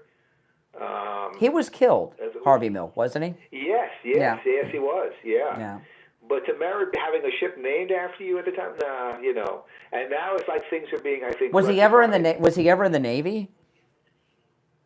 I don't know. I don't think so. Let me look him up. I don't think so. Since this is the post show, I could be a little more casual. Let me look him up. I never really followed the life of Harvey Milk. It just wasn't my thing. Yeah, they made a big deal out of it. They made it a political story, and of course, a gay pride thing and the whole thing. I don't see I don't see anything about him being in the Navy, and I'm just reading his Wikipedia. Let me see, let me see here. Early life campaigns, assassination. Okay. In November 78, 10 months, he was on the San Francisco City Council, right? Dan White resigned his position on the Board of Supervisors. Okay. I guess he was killed by this disgruntled worker, I guess. I think they made it more like it was a more than just disgruntled, like he had a thing in for the whole gay movement and all that. Well, he was in the wrong city for that. I mean, you know. Well, I guess so. He sure was. But they made a big deal about that at the time. I think it was the movie of the week or something like that. Well, it was an incident. I mean, he was an openly gay guy that got elected to city council and assassinated. I don't know how true the story is that they made into the movie, because I don't know about the life of Harvey Milk, but I do know that they rewrite the histories of these liberal people, whether it's Matthew Shepard, or Redacted on YouTube did a whole show on Matthew Shepard. I'd forgotten who he was. It's been so long. Yesterday, you know, Michael Brown. Remember him? Hands up, don't shoot. So they, you know, they create legends and make heroes out of people that are not always such. Well, they definitely aren't. I think in the Harvey Milk thing, they were trying to make that his shooter was a family guy, a religious guy, and like a zealot, and he couldn't deal with the whole gay thing and that. Maybe. You know, it's a one-sided portrayal. You know, in '78, you know, gays were. I don't know what it was like. I was 7 years old in '78, so I don't know what it was like to be gay in '78. But wasn't San Francisco? Weren't they out in San Francisco then? Yes, I think that's where it was kind of incubating, and then it went mainstream, and especially with that movie. Well, AIDS became a cultural icon. hit when Reagan was president in the early '80s, and the U.S. cases started in San Francisco. That's where patient zero was at. So I imagine the gays were pretty out and about in San Francisco with the bathhouses and everything in '78. I just find it hard to believe that the story we hear is the full story. I mean, you know, obviously the guy was a bad guy to murder a man, but what I'm telling you is, did he do anything that rose to the level of having a U.S. naval vessel named after him? I don't know. Well, that's it, Brian. How does it correspond to a guy like that has a military Navy ship named after him? I don't. Where does that come from? Where does that come from? It's ridiculous. Well, you because talk about a stretch. You're talking about That's the people. a real stretch. You're talking about, you know, they legalized gay marriage in the Obama regime, and they lit up the White House in rainbow flag colors and stuff. So you know, it was part of a pro-gay trend that they were doing to placate their base. You know. Absolutely. I mean, like I'll tell you this, like if Harvey Milk, as an example, was a naval war hero, I'd okay. Right. No. No, he wasn't. He wasn't. He was just a guy in political office, and the media got a hold of it, and they made him one of their crusaders. Mm-hmm. Die for the cause. One of those type of deals, you know. All right. I appreciate Yeah, go ahead. You had something else? Thank you, Brian. All right. Take care. No, I was very surprised the caving in of Target. Boy, it really just shows that they were pushing that stuff. You know, I'm wondering. Came in? Yes, I went to my Target yesterday. They didn't have the new stuff up yet, but I wonder if there's been a big management change that we just haven't been made aware of. Nobody's really investigated how this happened, and I don't know why no one's gone to Target to find out what led to the. See, that's another thing. You know, if this would have happened in Trump's first term, Target and the renaming of the USS Harvey Milk, it would be "War on Gays" would be the headline. War on Gays during Pride Month, and there's a lot of reporting that this happened at Target, but no one's looking as to what led up to it and why Target did it.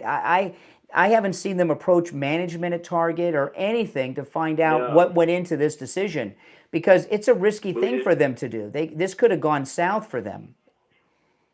Oh, absolutely. I haven't heard of any shakeups in the management, but I don't know. But that was a major.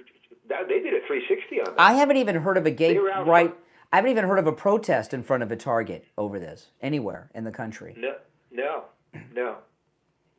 I think people have had it, and now a lot of this is coming under the limelight, and they're not pushing it because it doesn't fit their narrative. But I thought symbolically that was big, and I thought the Harvey Milk thing, decommissioning, changing the name on that ship back to a different. What I'm wondering is, okay, like for example, no protest at any Targets, and no proper media coverage going. I'm wondering if it's because USAID got shut down by Doge, and the fake protest and the media aren't getting funded to do things like this. How many of the liberal protests have been paid for by USAID in the past? Well, that's what I'm starting to wonder. Now we're starting to see how big that financing was from USAID. I think you're onto something there, because ordinarily they would just fund it away and nobody knew. But cutting that pipeline seems to really threw a monkey wrench into a lot of things they were doing. If this were an Obama, if this Target story was in Trump's first term, there would be protests in front of Target stores with the media there, and there haven't been any. And the only thing I can see that's changed is USAID. The Harvey Milk ship, and by the way, these things happening in Gay Pride Month. That's, I mean, that's big. The timing of it. Mm-hmm. Yeah. Mm-hmm. The timing is like in your face. Mm-hmm. Like you put it in our face, now we're putting it in your face. That's right. Now the change would that have to come from a executive? It says I read an article about it today. U.S. naval vessel names are at the discretion of the defense secretary. Okay. So Hegseth can do this all on his own, but I'm sure that he ran it by Trump, because because this could turn into something. Yeah. You know what's interesting, Brian? I never thought I'd see the demise of a major political party in this country, but you know what? We're starting to really see it. And there's no hope for them to come back. They're on the verge of becoming a third party. But you know what could happen is this Democrat socialist bullcrap that AOC and Bernie Sanders are always plugging, even though they're both millionaires. Right. That could be the second party, the Democratic Socialist. The Democrat Party's done. Wow. Wow. It's amazing. Mm-hmm. You know, they came from their heights and all the things. And I wonder, how much does this ID USA play a part in this? A huge part, I think. Mm-hmm. How big their financing was from there and how many people are getting checks from there is stunning.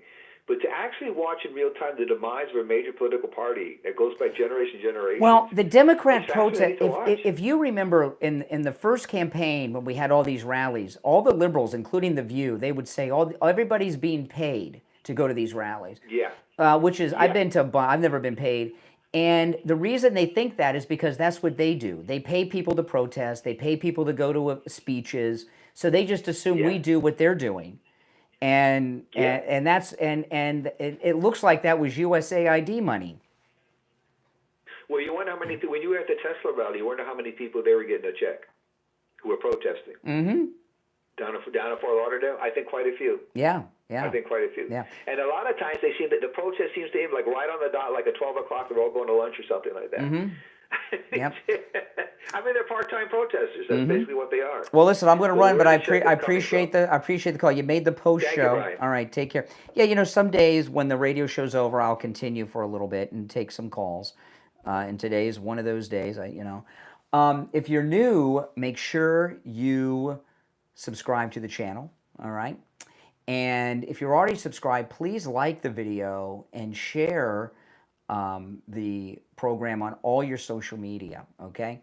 Also, my podcast, I don't know how many of you have noticed this. Maybe you have, maybe you haven't. I made a big upgrade on my podcast a couple weeks back. My podcast is available on all podcast platforms in audio form. And here on YouTube, I've started doing the last couple of weeks a video podcast. It's now available in full video right here on my YouTube channel. It's still available everywhere else in audio form, but if you want to catch the video version, you get it right here on YouTube. And if you'd like to support the program and become a Patreon supporter, there's a link to my Patreon page here in the description of the video. And Patreon supporters all get access to commercial-free editions of all of my podcast episodes. And what I've been doing now is you get a commercial-free version of my podcast in video form if you're a Patreon supporter. All right, guys. Listen.